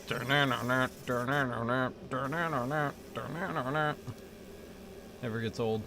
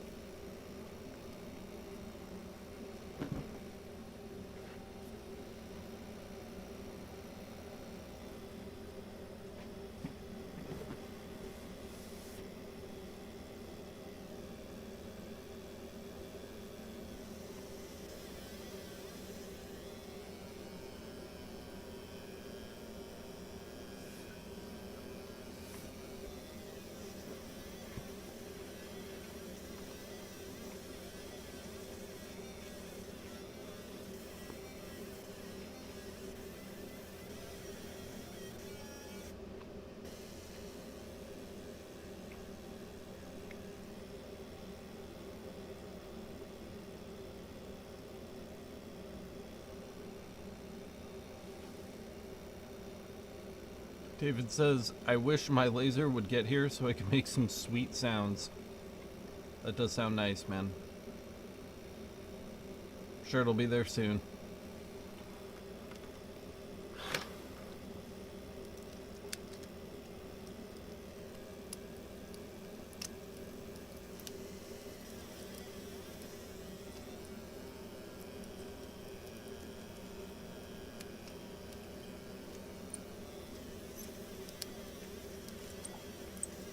The reason this one is taking so much longer than the others, we're only on pass 2 out of 5, is because of those big circles are just taking a lot longer.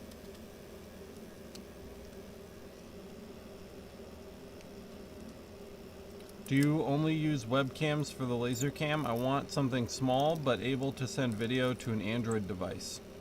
I mean, you could use like an IP camera or whatever. We use webcams because they're easy to interface with the computer and work well with OBS. If I could afford it, I would probably, my laser cam would end up being a DSLR. But that's not in the cards for us right now. We just don't have the money. So webcam it is for the moment. Someday I want this camera, the main camera for the show, will be a nice high-end modern DSLR, and then we'll take the 5D Mark II and we'll stick the 5D Mark II over in front of the lasers, and that'll be the new laser cam. But for now, the webcam does what it needs to do.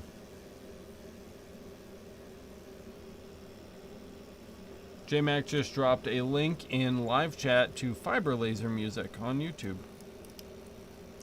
So if you want to listen to some fiber laser music, you can go give that a listen. 20 people watching. This is a popular little live stream we've got going on right now, guys. I don't remember the last time we had 20 people watching a Patreon live stream.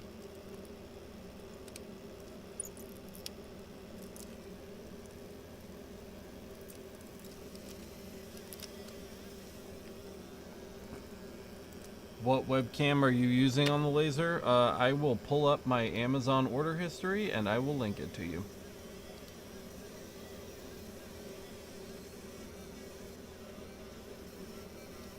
It's not a fancy name brand one because we're poor.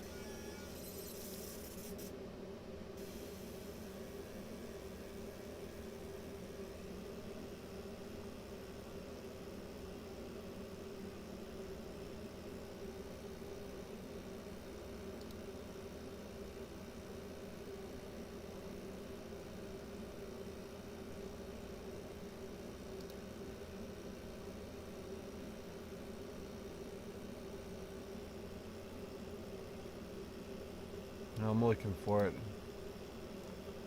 Hang on.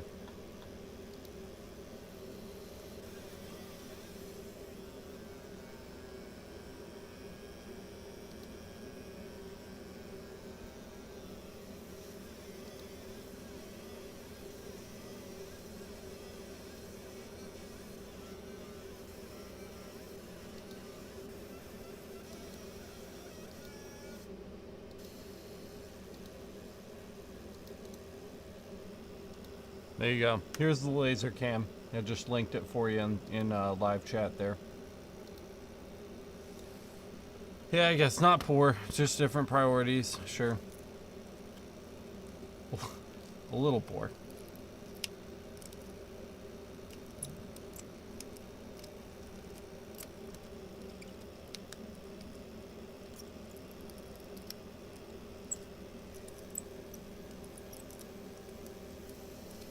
You got it, David. Happy to help out, man. It's not the greatest webcam in the world, but it does the job.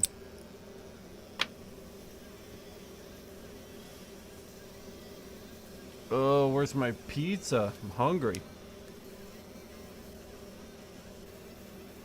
Alright,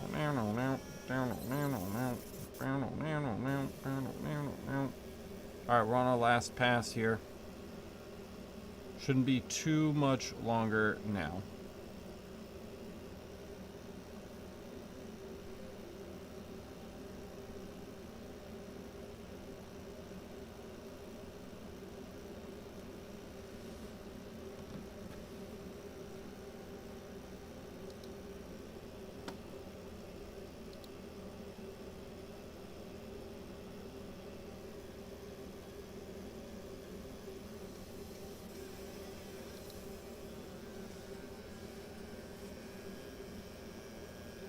Kyle says, looks like you'll be at 4K soon, next few days. I hope so. I don't know what we're at right now.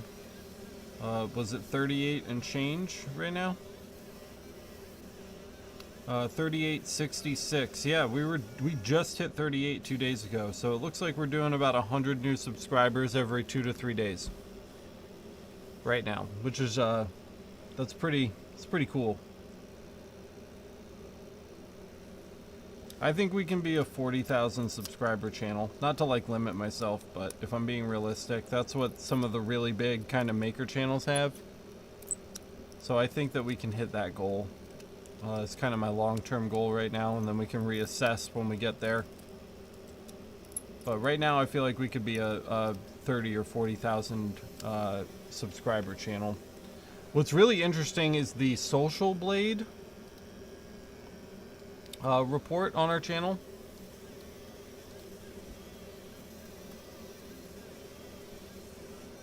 I don't know if you guys ever seen this. But if we look here on Social Blade, we can pull up Laser Everything. We'll go swap that in just a second. So, move this down a little bit, move me down a little bit. So here's Laser Everything on Social Blade. And you can actually look, they make projections. So we can click here and look at their projections for us for the future.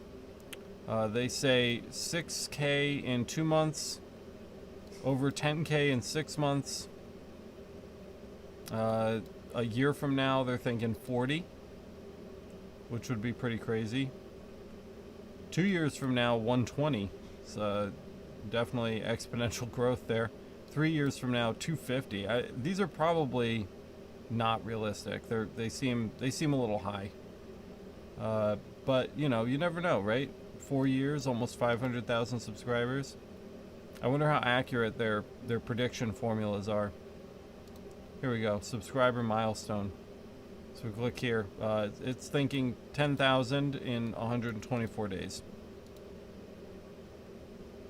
So we will certainly see 100,000 in a little under 2 years. Who knows? We'll see. We will see. All right, so sorry, I didn't mean to get off on a tangent there, but let's go ahead and paste back in here. Maybe it won't let us paste back in. I swear to God, it's like if I navigate. Oh, it's because I copy and pasted that Amazon link. All right, so again, delete the inside.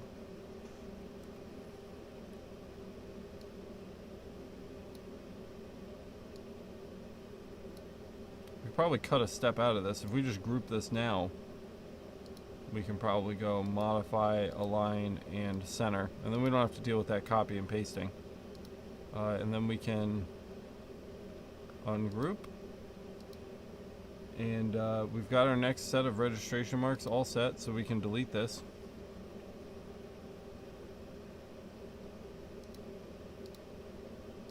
And let's group this stuff in here and hatch it. And then we can cut the inside and the body out. And let's line up with our next registration marks here. Don't forget your Sharpie.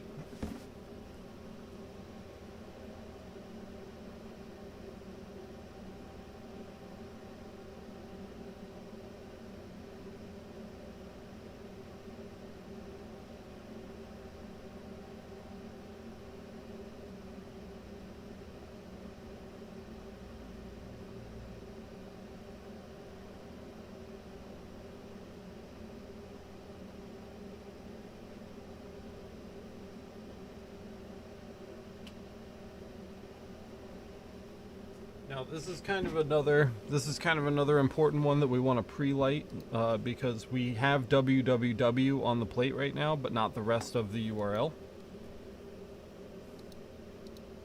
So when we paste everything back in, we'll cut our outline and we'll cut our body again.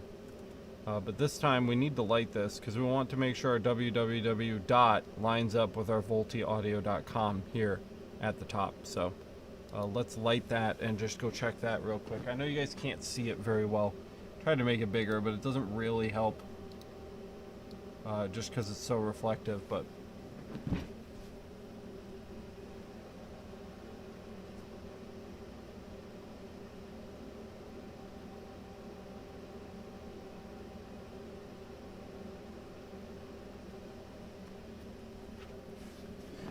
that looks fine to me. And we'll go ahead and mark this one. Hopefully you guys are kind of getting the hang of what we're doing here. Every time we drop a new plate on, or drop a new section in rather. Hopefully it's starting to make a little sense and you're starting to get the workflow down.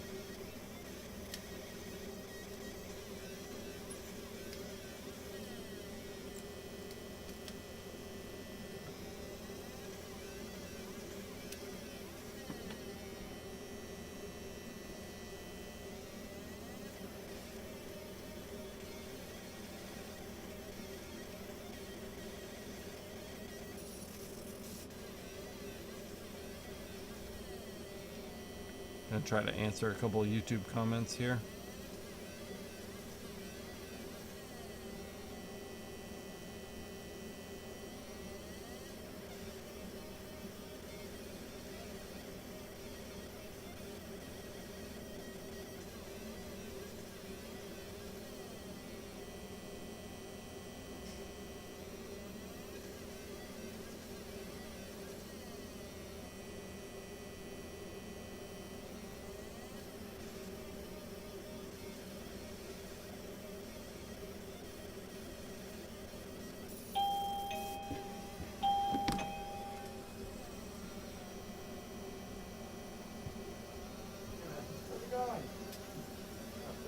Thanks for coming by with that. I appreciate it. Have a good one.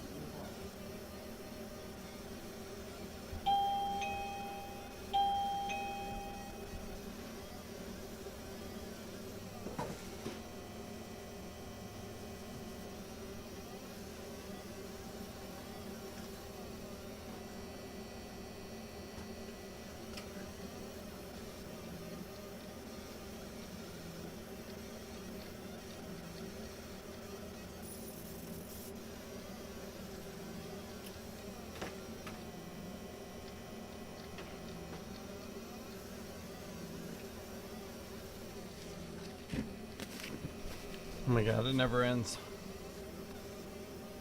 Monroe Laser, this is Alex. How can I help you? Hey, what's going on?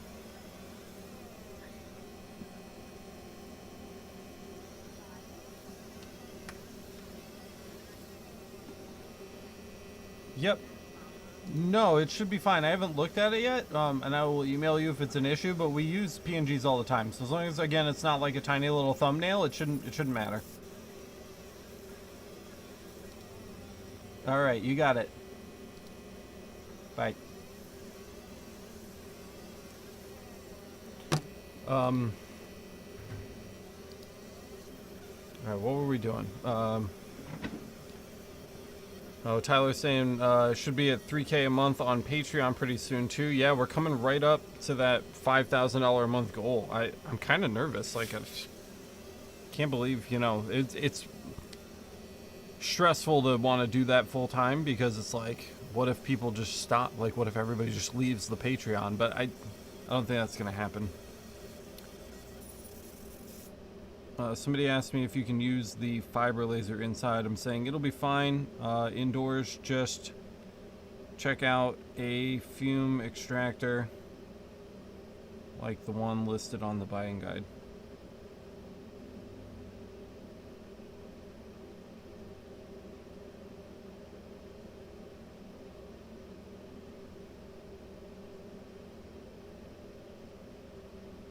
And I'm linking them to the buying guide.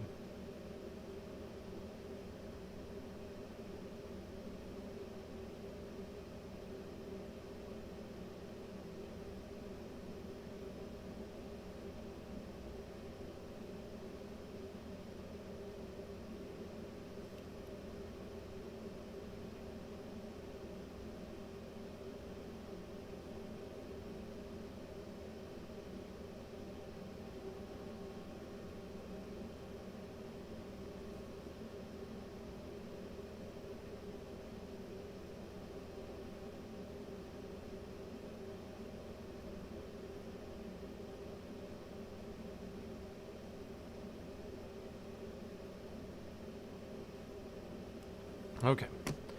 Let's get the next piece of the puzzle going here. Then I might actually get to sit and eat for a second. So we'll delete the inside. Group this section. Shift click the registration box. Modify, align, center. Delete the old registration box. Ungroup. Select the insides. Group. Nope. I think we got the box in there. We don't want the box. Let's try that again. Select the insides. Group. Hatch. Okay. And then we'll just, this is the last piece we have to line up here. So we can go ahead and cut that out. Light the red.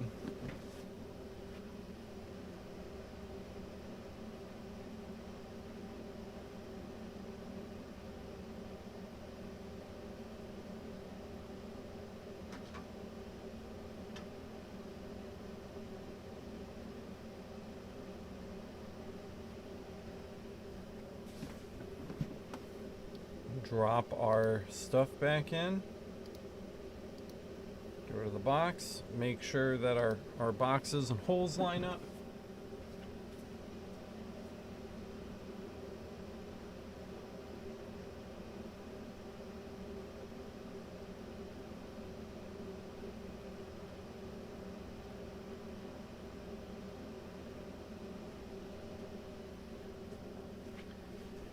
That all looks good. So we can go ahead and mark this one, and then we'll be done with this plate.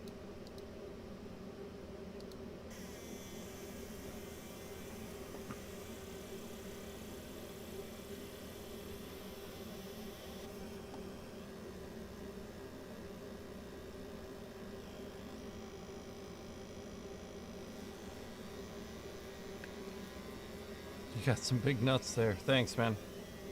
I sure do.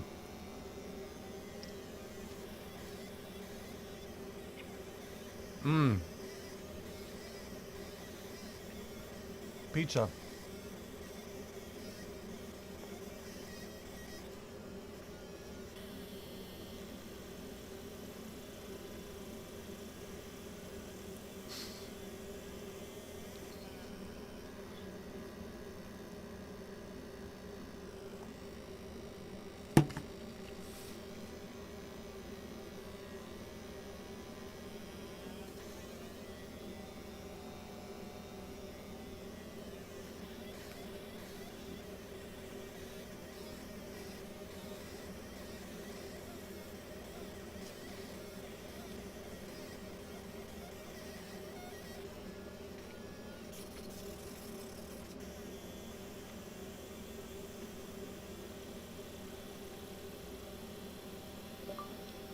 Yeah, man, that's no good at all.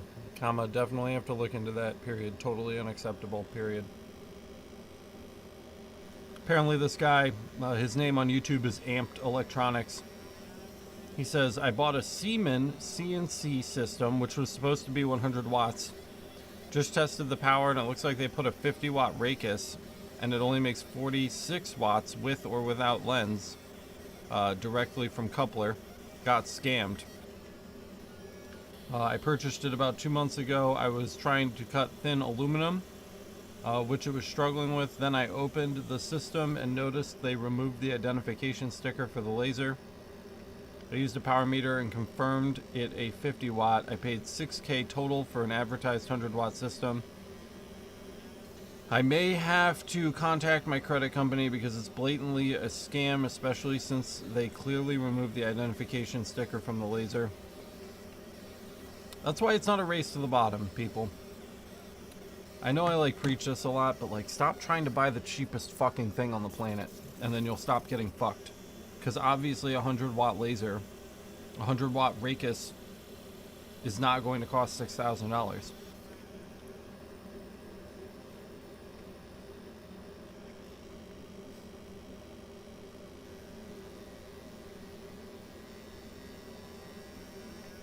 People's biggest mistake is that they think all of these lasers are just the same, and some people just happen to be charging $3,000 more for the same shit. And then they hunt the cheapest price. And it's just like, that's not how this works.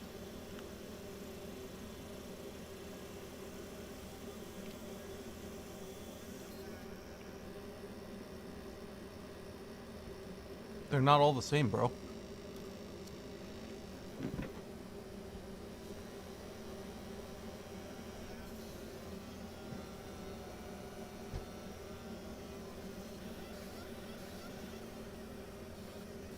If someone's charging you $1,000 less than somebody else for the same exact thing, not $10, we're not talking about $10 coupon, okay?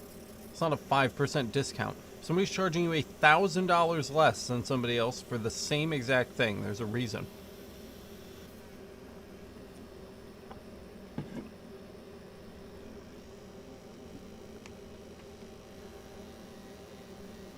You don't get to have your cake and eat it too.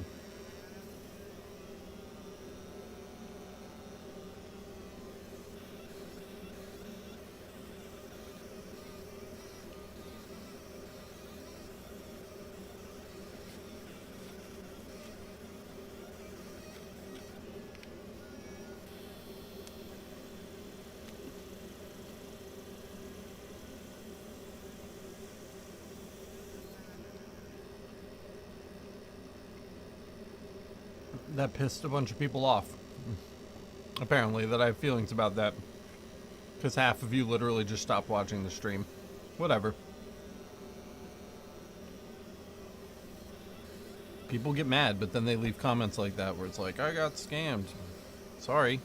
Oh, my laser came in a fucking 800 pieces in a fucking janky box. Like, of course it did.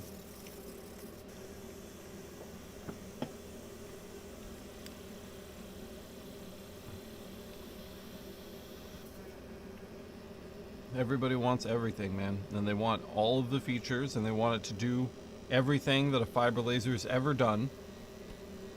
And they want to pay $2,000 for it. With free shipping. And they don't want to pay tariffs.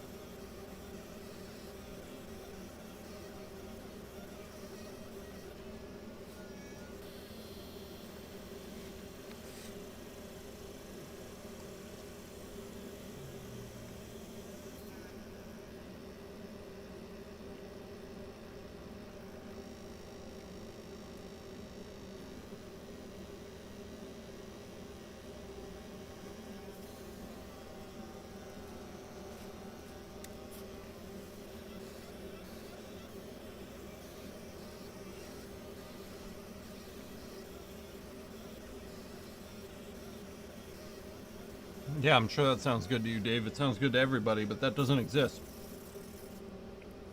Not a real thing.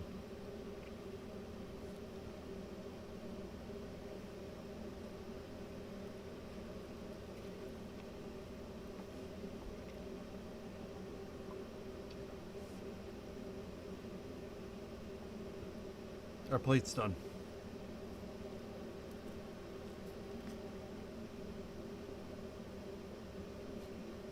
Dave says unicorns are real.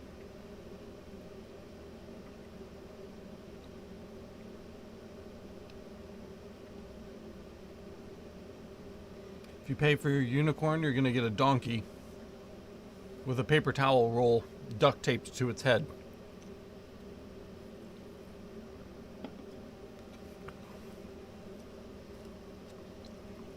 That's how this industry works.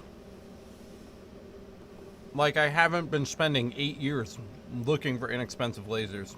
The people that argue with me are so funny. Yeah, no fiber laser under $1,000 either. That doesn't fucking exist either. And just people argue with me. It's like I've been doing this almost a decade. Almost a decade. And I'm 30. I'm 30 years old and I've been doing this almost a decade. I'm not some old guy who's like, I've been doing this for 80 years. That's like completely out of touch. Okay, I'm 30 years old. I'm telling you people, like, it's like you're just begging to get fucked. This pizza came just in time. I'm getting hangry. Can you feel it? Can you feel the hanger? that plate's done. We can get the microscope. Whoa, excuse me. We can get the microscope out.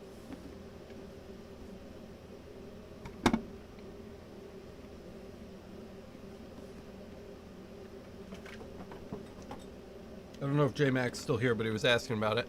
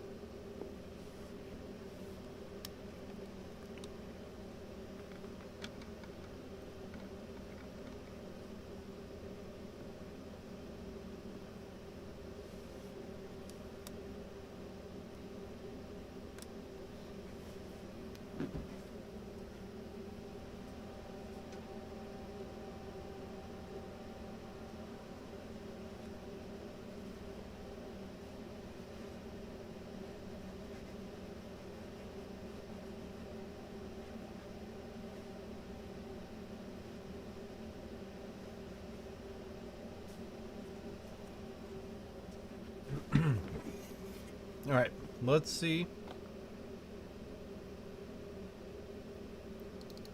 We could just probably swap the laser cam over here.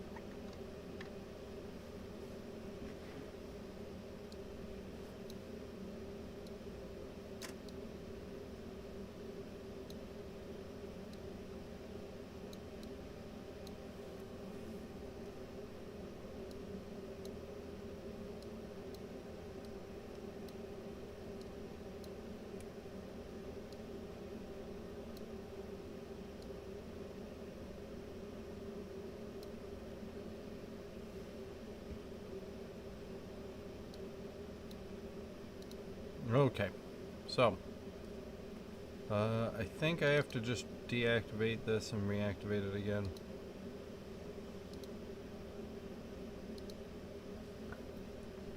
Okay, so here is our engraving.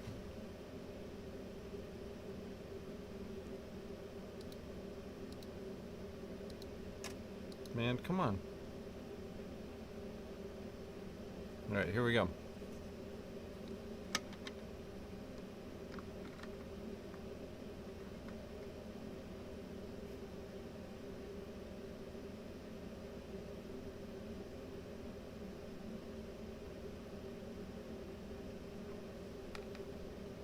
So, I mean, there's your brushed.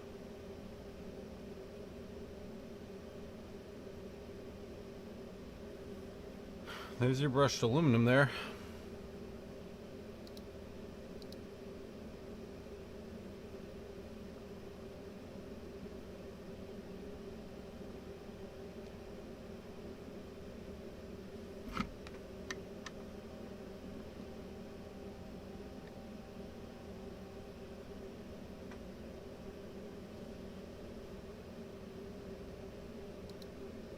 It won't stay activated for some reason, but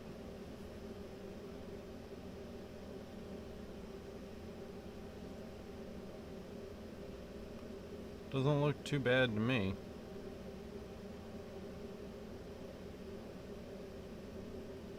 It's a little wibbly wobbly, but so was the artwork that we used. We can check a larger section over here.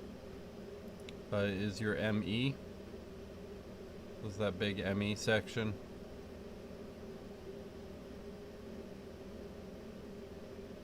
That looks like a pretty clean edge. And a pretty clean mark. So.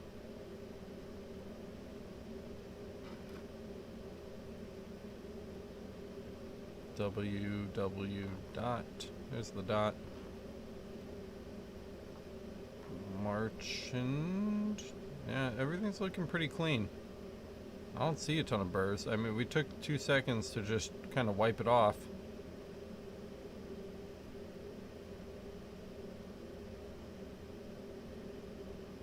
With a microfiber cloth, but that's all that we did. We didn't do anything else to it, so.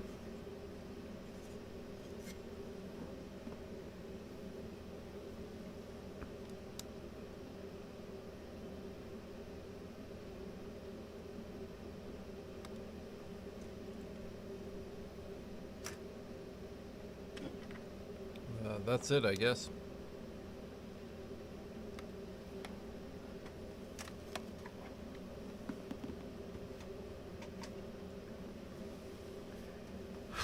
So what's next? Well, I'm not sure yet.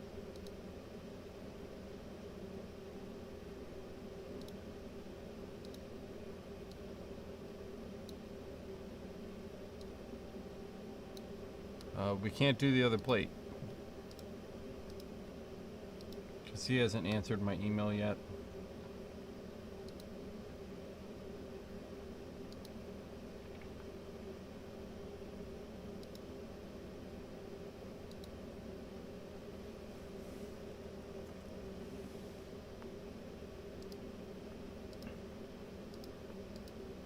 That's definitely the harder of the plates though, so I'm glad we got it done. There's a lot more that could go wrong on this one.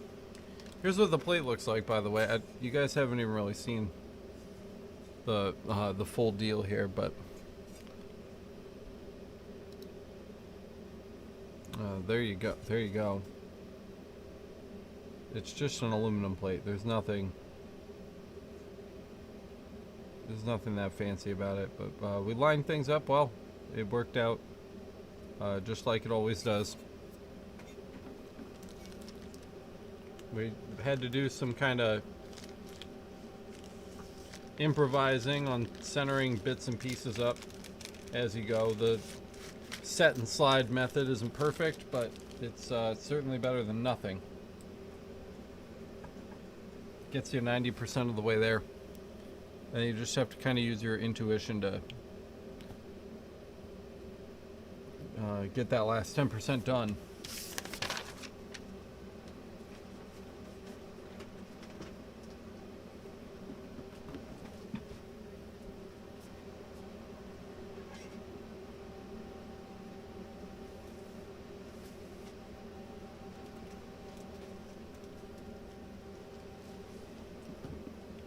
I'm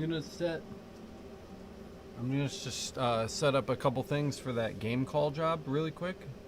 So I'm gonna just take a quick break, hit the restroom, start getting that set up, and then when we come back, we'll work on those, and I'll kind of walk you through what I did to get things set up. So I'll see you guys in just a couple minutes.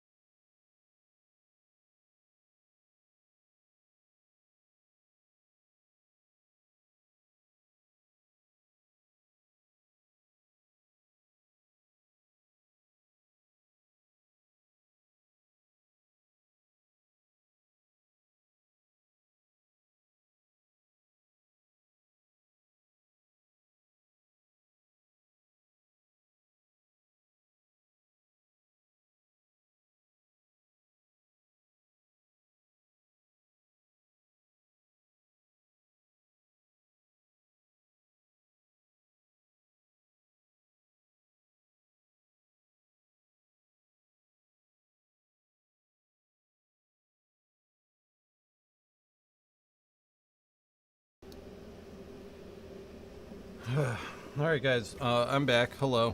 Just waiting to see if my camera's gonna turn on. Would you like to turn on camera? No? Okay, great. Oh, there we go. Alright, so I didn't mean for that break to take so long, but I have a wild story for you guys. Those of you who are still here. 9 of you, that's good. We only lost 1. So listen to this. So in our neighboring school district, not our school district, but our neighbor, well, okay, so a little bit of backstory. So the school district that our kid is in can't meet his needs because he has special needs. So he gets bused to a school district 1 over. So this isn't taking place in our school district, but it's taking place in the school district that we live in. And the bus driver made this child put a mask on. And the parent of this child is an anti-masker. So when she saw her kid get off the bus wearing a mask, she got on the bus and assaulted the bus driver for making her child wear a mask. Physically assaulted her, like beat the shit out of her. So this woman beat the shit out of a bus driver. Okay? She got arrested because she beat the shit out of a bus driver in front of a bunch of children. And now they're closing all of the schools in the school district that we live in early because all of the parents in our county are going to this school and rioting because this woman got arrested for beating the shit out of a bus driver who made an 8-year-old wear a mask.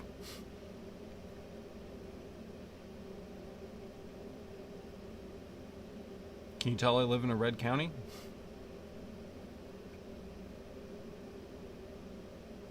Babies. Big babies. So not all the kids are getting sent home early.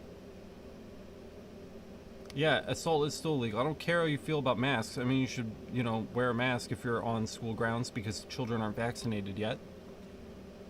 And if you're an anti-vaxxer, you can just unsubscribe from my channel and cancel your Patreon because we don't do that here. But you know what I mean? Like, regardless of how you feel about masks or vaccines, you don't beat the shit out of a bus driver in front of a bunch of 8-year-olds and then get mad that you got arrested for it, which is ridiculous. So that's my story. Luckily, our kid doesn't go to this school district. Again, he goes to the neighboring school district. We just happen to live in this county, so yikes, right? This isn't a political issue, guys. It's a health issue. Stop acting like fucking psychopaths, please. This is going to be my least popular live stream ever. But, yeah, exactly. Kids that age aren't vaxxed. That's exactly the point. So, I don't know. Just thought I'd share that wild story with you guys. Because people are fucking psychopaths. Alright. Back to work. So I've got the rotary all set up. And we've got our little game calls on there. And I've actually got the file laid in already. I think we did the tests on a previous Patreon stream. So if you're curious about this job or how we got it set up or whatever, you can go back to the last one where I mentioned game calls in the title. I don't remember when that was, but we did the tests on it. Yeah, Kyle, it's age 12 and up right now. Dave Sommers says, I'm lucky where I live, mask and vaccine compliance up here is very good. There is some resistance, but not as much. All of this for a piece of cloth or paper over your mouth and nose. Yeah, no problem. Yeah, totally, man. We used to live in Monroe County, which is where the city of Rochester actually is, and now we're just a county over. And it's like, it's way worse where we live now. But luckily our kid doesn't go to school there.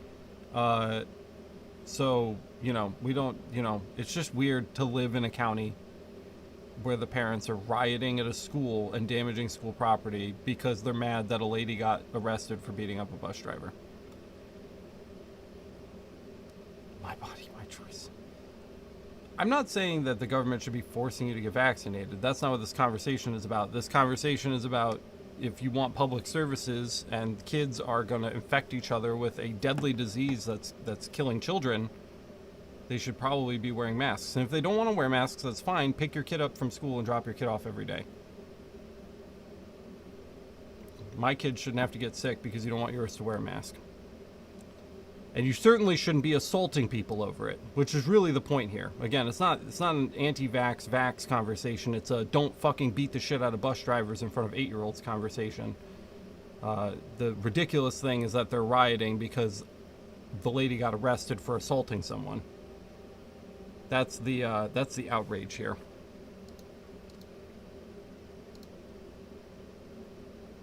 And of course, my body, my choice only applies when we're talking about abortions. But don't get me started on abortions, because I'll lose all of my subscribers.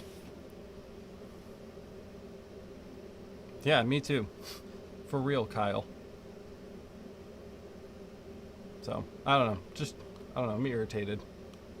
But not one to hide my values. So if we have a misalignment of values, I apologize that we disagree on that. And you don't have to support the channel if you don't want to, but you know, that's where I'm at. That's how I feel about it. I thought I'd share that with you guys because I'm frustrated.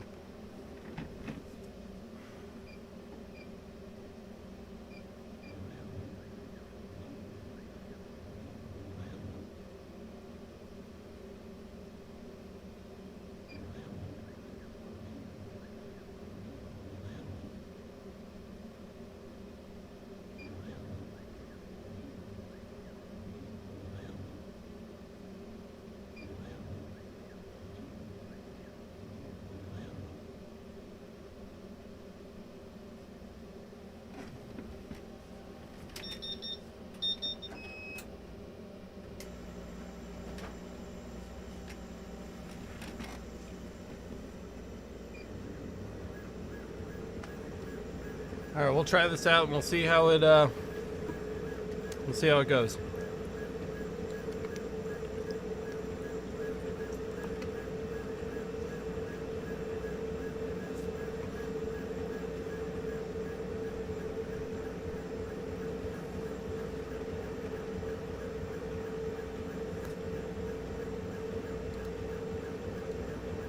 There you go, big view for you.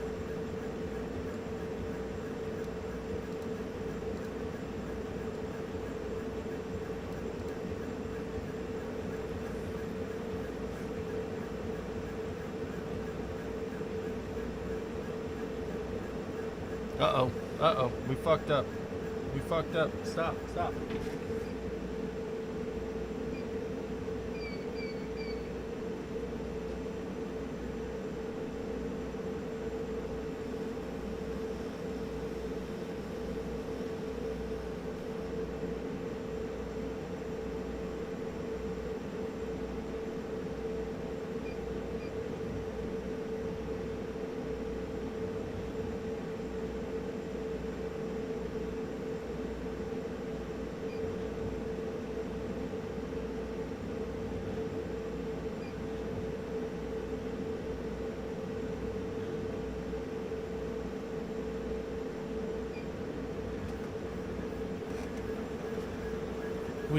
We completely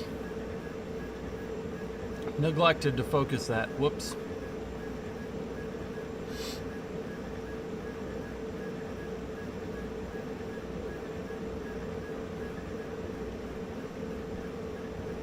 No, the etch looked really clean. I thought it looked really good.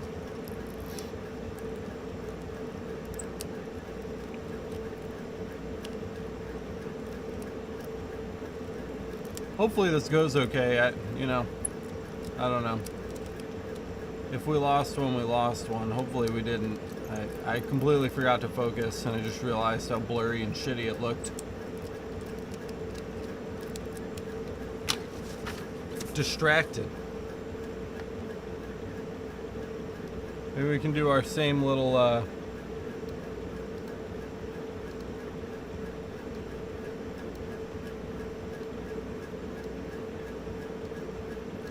same little zoom trick here. Would be nice.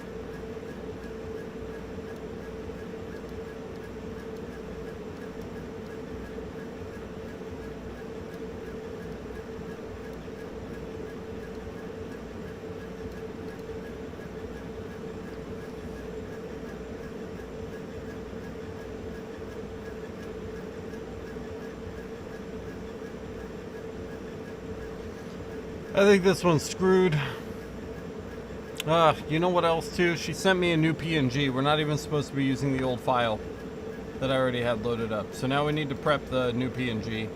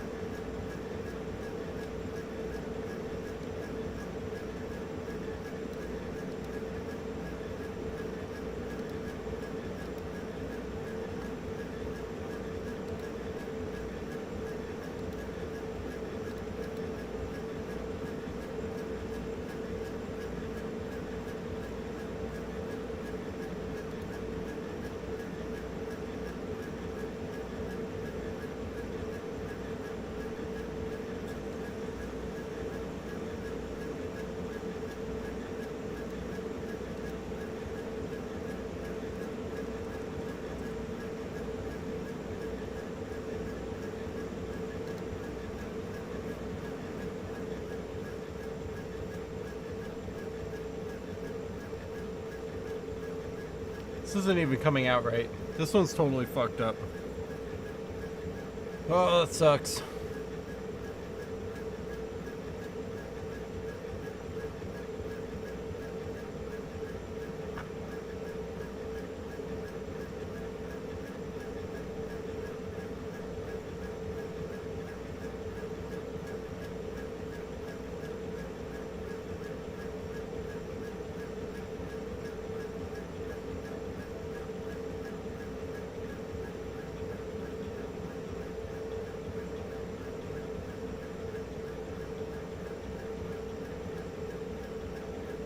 Dean says, I did a firearm last night, my first one ever, and I got all through it. I forgot to focus the last section.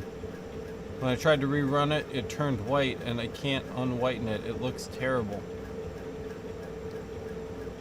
Did you try tightening your line distance up, Dean? That can unwhiten things fairly well. If you go super tight on your line distance.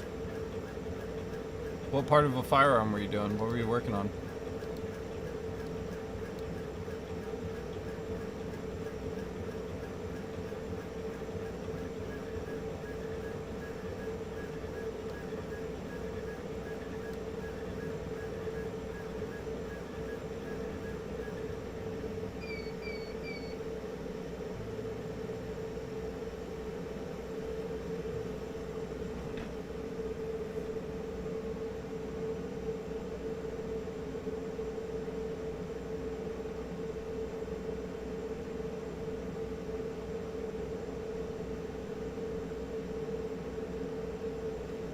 This one's okay, but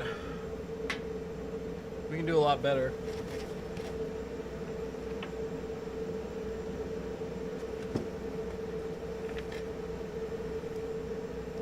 But she did send this new blackjack logo over. She fixed the C because there wasn't a lot of space in the C spacing there, and they were kind of overlapping. So she fixed that.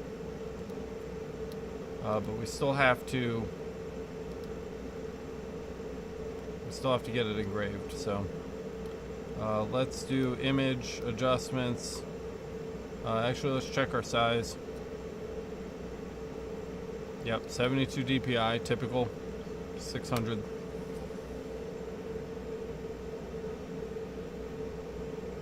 Oh, revolver was steel?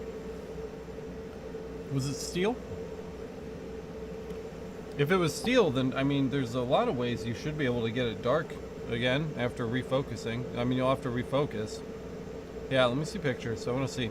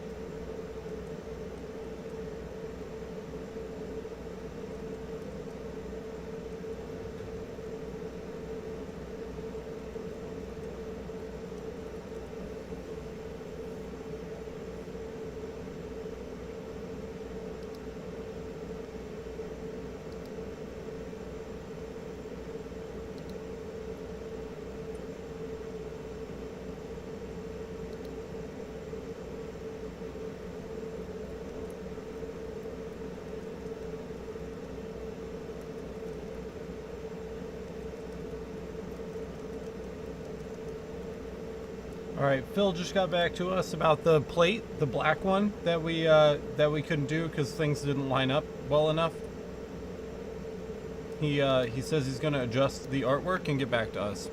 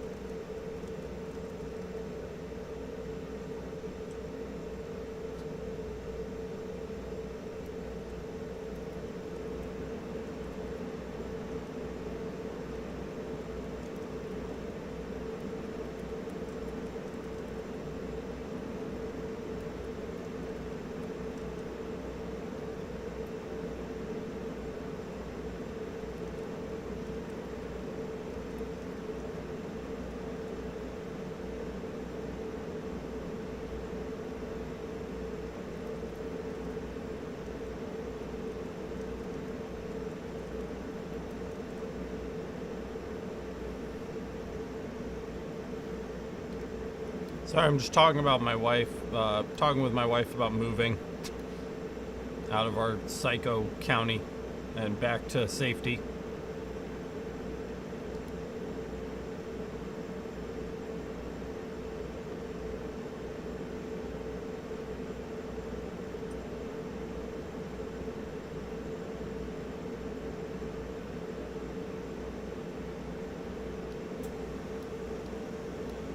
Alright, let's retrace this and then we'll send this one over. I don't think rotary mode is even turned on the machine for some reason. This one that we've done looks so wide, wider than it should. So just running the whole thing back through Lightburn is probably a smart idea at this point. I don't know how far into this we're going to get. I have to get Felix off the bus in 30 minutes. I have to leave to go get him, and that'll probably be it for the live stream today, because it's not really worth it streaming again for another just 2 hours if we're not going to go hard. So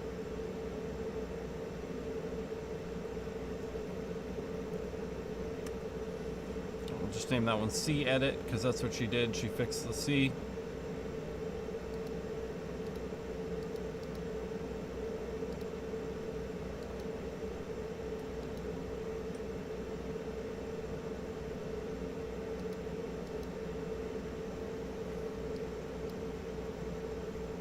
See you later, Dave. Take care of yourself, man. I'll see you in the next one.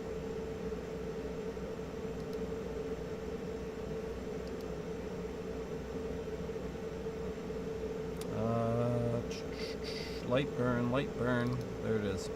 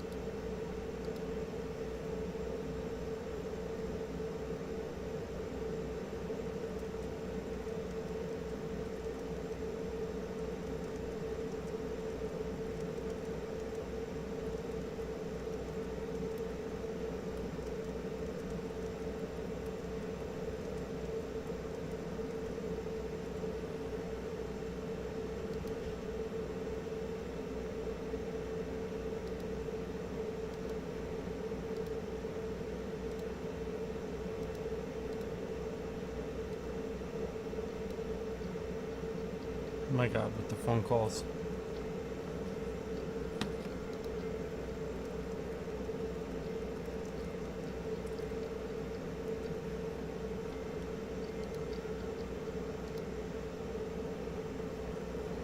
Monroe Laser, this is Alex. How can I help you? Yep.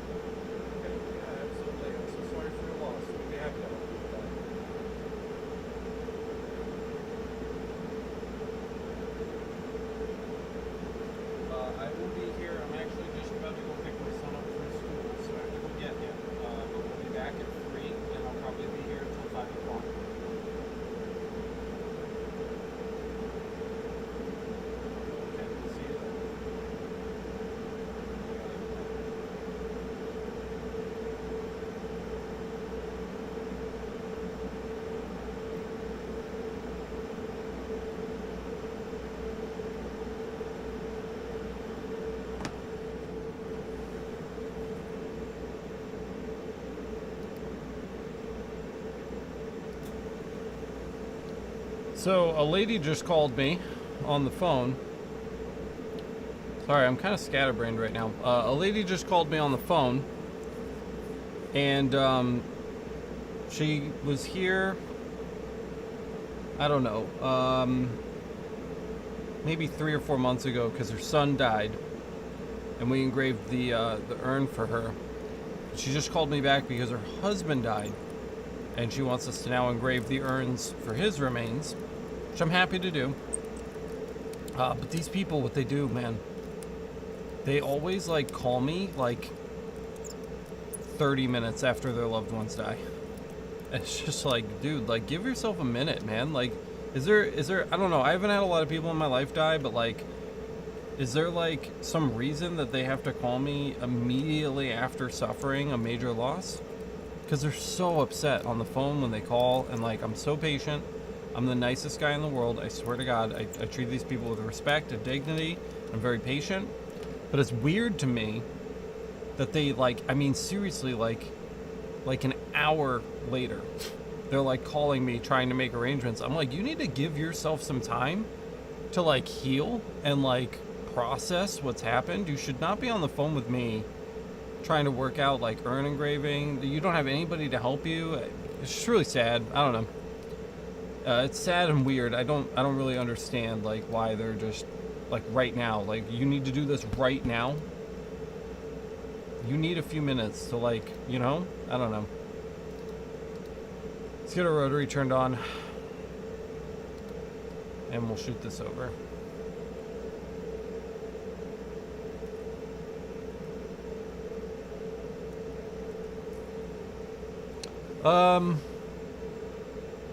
Dave says, Alex, fast question. Did you have any luck finding fresh O-rings for that rotary? I haven't even looked yet, Dave.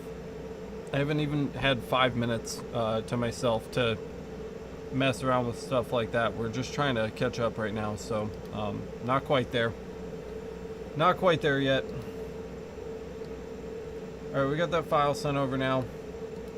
Let's try to get one of these bad boys in, and hopefully it goes well.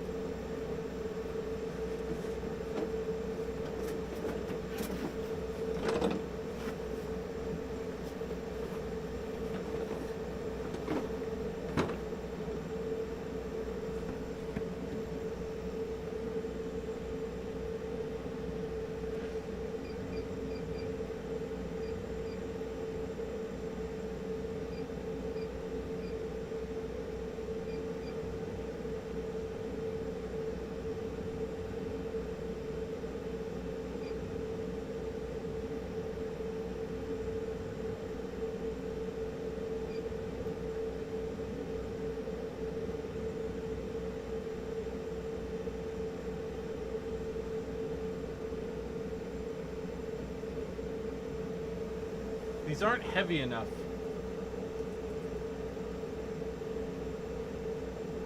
I need to weigh them down somehow.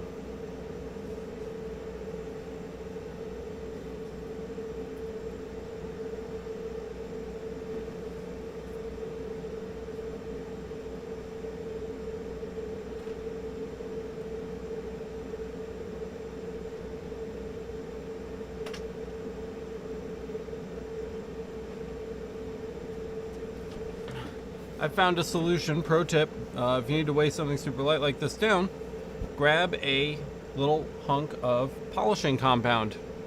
It slips right inside, and that's adding twice the weight to this. That's a good weight. Should roll a little better now.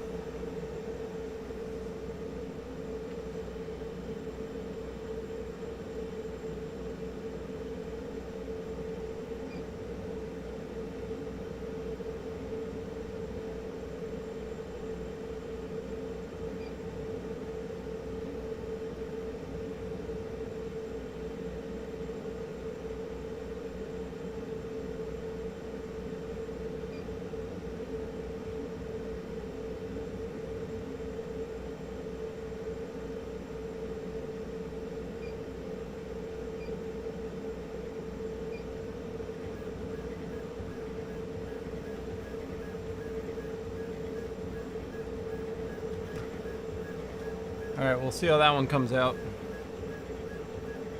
Hopefully that comes out a little better.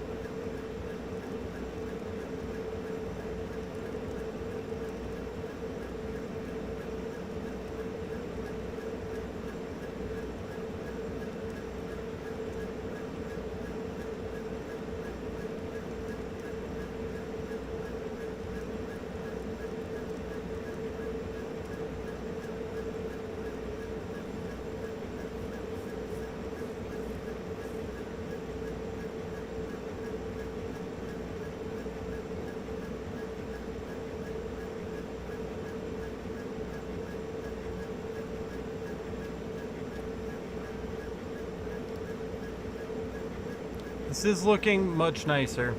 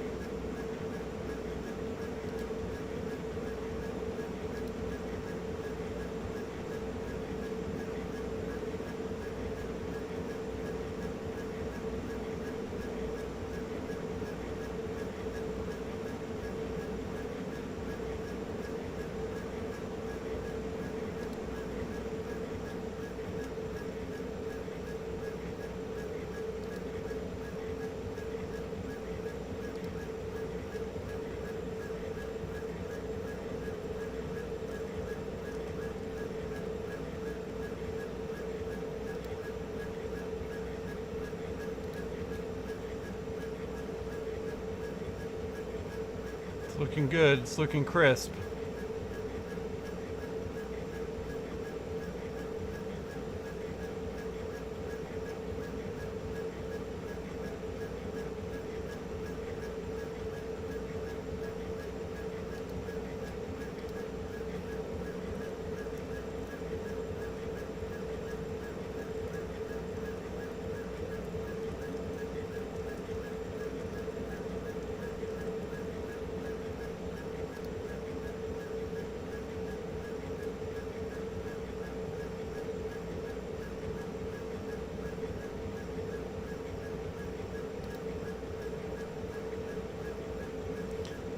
I could probably put the 2-inch lens on and we would be able to get this a little clearer with the 2-inch. It'd be very close though to the call.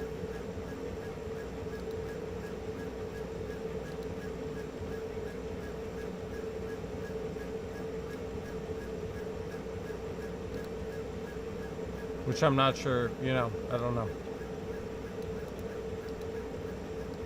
I'm not sure if it's even worth changing lenses for this. This one's nearly done. We'll inspect it in a moment.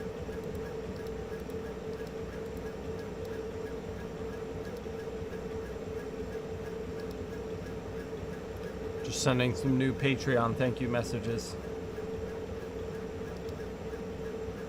To Eric Evans here, Sean Johnson. Big thank you to Sean. And Henry, or not Henry, Heath. Shout out to Heath for signing up for the Patreon, bro. Thank you. Alright, there we go. We're on our second spacer now, so moments away from being done here. There we go. Very nice.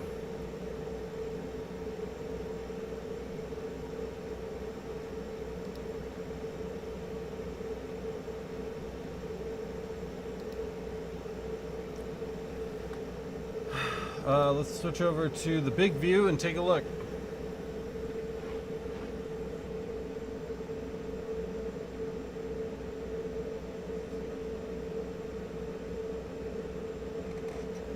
Alright, this is much improved. They're going to sand these too, but big improvement with the C from the last one. And it's actually straight now, which is nice. Sorry. Never going to get used to everything being backwards on here, but there it is. Blackjack game calls. Looking really good. So before that center area of the C there, it just wasn't big enough. So the whole thing was kind of blending together. It looked more like an O. And they added some spacing in there. And that looks much better now. So I think they're going to be really happy with that. So now all we have to do is get through the box. So let's try to get through these.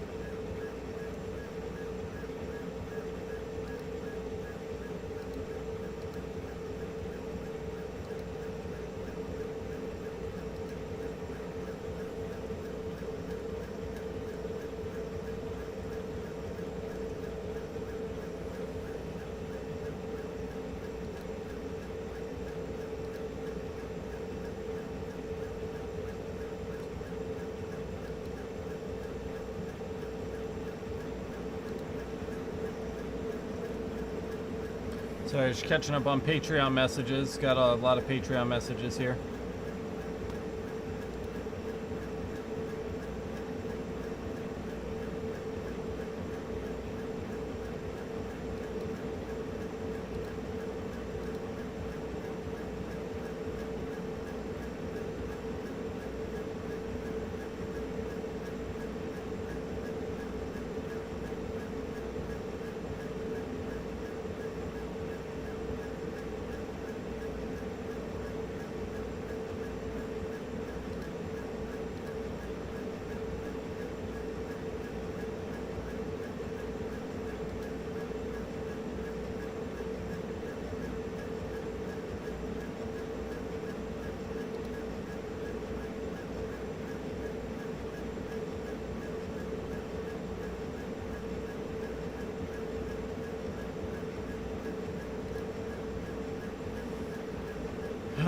Dave says, Alex, I had to dig back a bit, but found what I had used to rejuvenate some O-rings. Dow Corning 55 Moly Coat.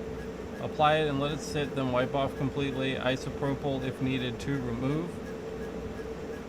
Nice. I will check that out, Dave. Thank you. Manzy's here. What's up, Manzy?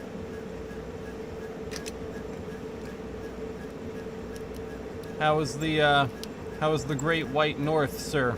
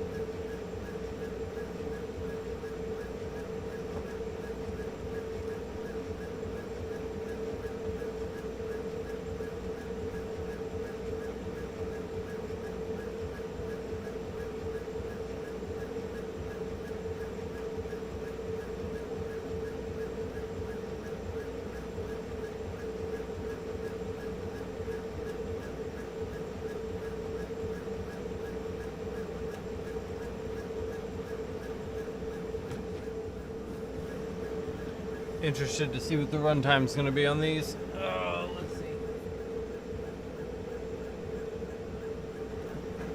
They're taking about 5 minutes each.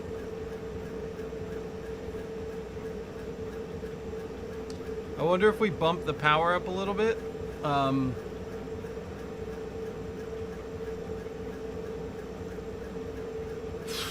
Maybe if we bump up the power and lower the DPI, we can go a little faster.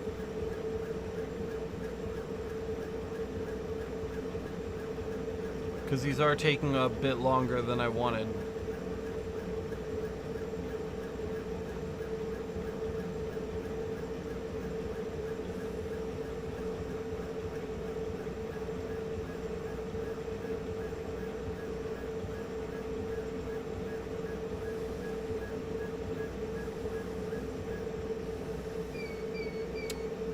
Yeah, Manzi, I guess. What were you expecting and what did you get?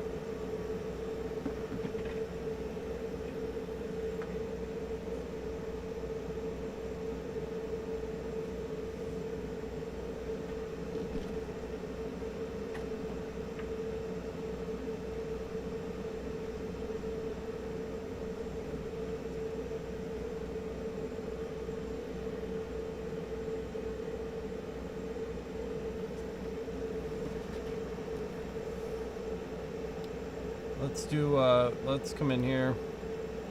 Let's go to the desktop.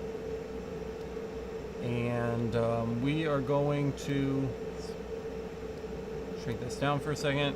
We are going to come in here. I'm going to change our power to 45. Pretty beastie. Pretty chunky monkey right there. 45, and then let's lower our DPI to 300. We'll just do one like this, and we'll see how it comes out.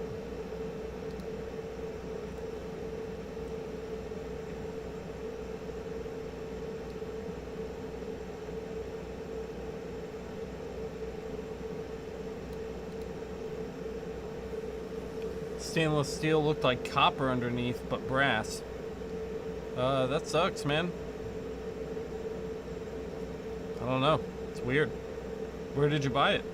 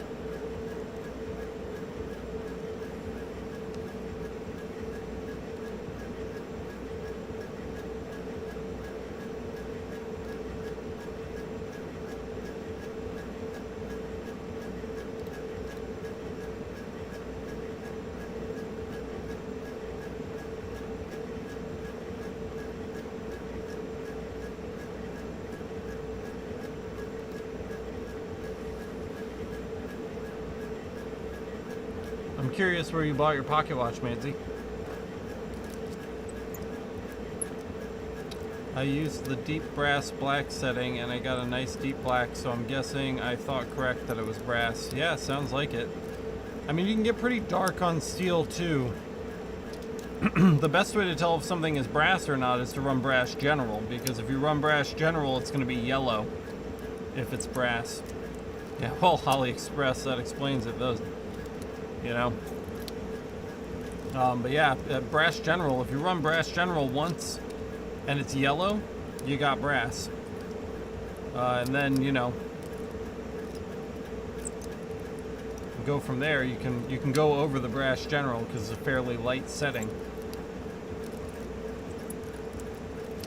to make that look however you want, whether you want to go white or you want to go dark. This looks okay. This game call looks okay, and obviously it's run twice as fast here.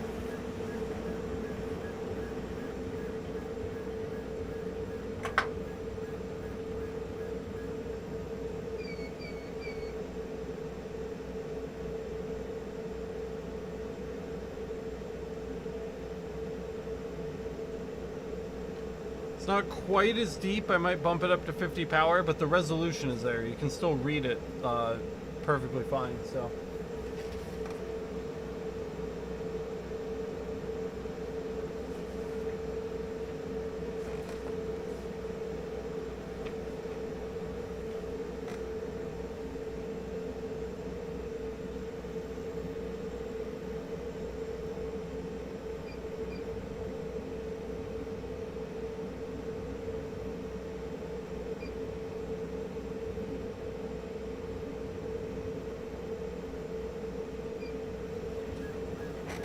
Alright, this will be the last one today, guys. So if you got any last minute questions, the next live stream probably won't be until tomorrow or the day after.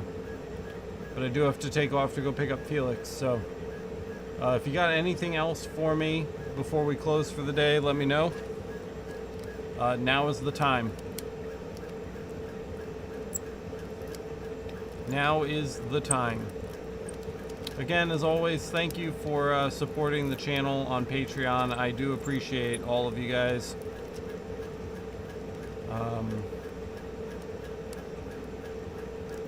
You know, if I offended anyone with my vaccination comments, I'm sorry if that upset you, but you know, just trying to keep my kids safe. Okay.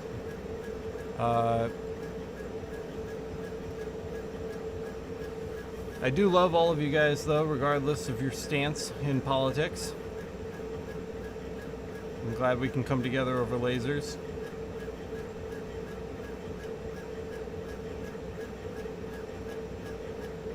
I'm going to spend the rest of the day today just trying to catch up on work. We do have an episode coming out on Friday, which I need to get headway on as soon as physically possible.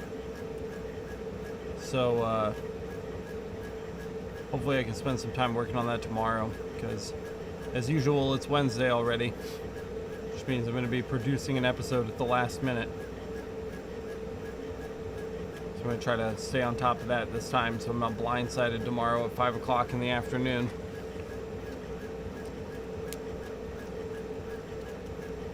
Poor Difala. Came in at the wrong time.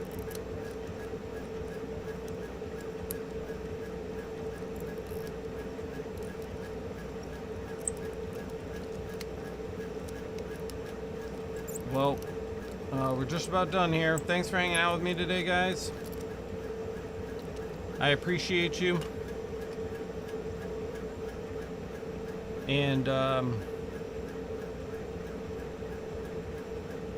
know, I'll likely see you tomorrow. Hopefully you learned something from those big plates that we had to do for Phil. I think that was a good learning experience. Alright, Manzi, I'll check it out.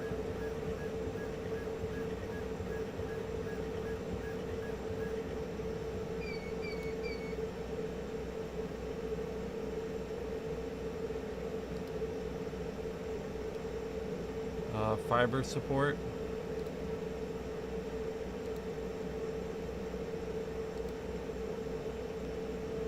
Looks like brass, bro.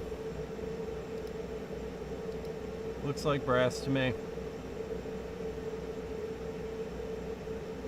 And you got it, Kyle. It's good to see you as always. And I will catch you guys Probably tomorrow. I mean, we'll definitely do millijoule tomorrow, so if you guys are up, I'll see you either way for millijoule, but otherwise, I will see you very, very soon. We got Friday Live Day coming up, too. Yeah, it's kind of coppery looking, but I'm sure that it's not copper. It might be some kind of brass alloy, some kind of mixed metal, you know, like pop metal situation. Alright guys, gotta go pick up my kid. I love you all. I'll see you in the next one. Take care.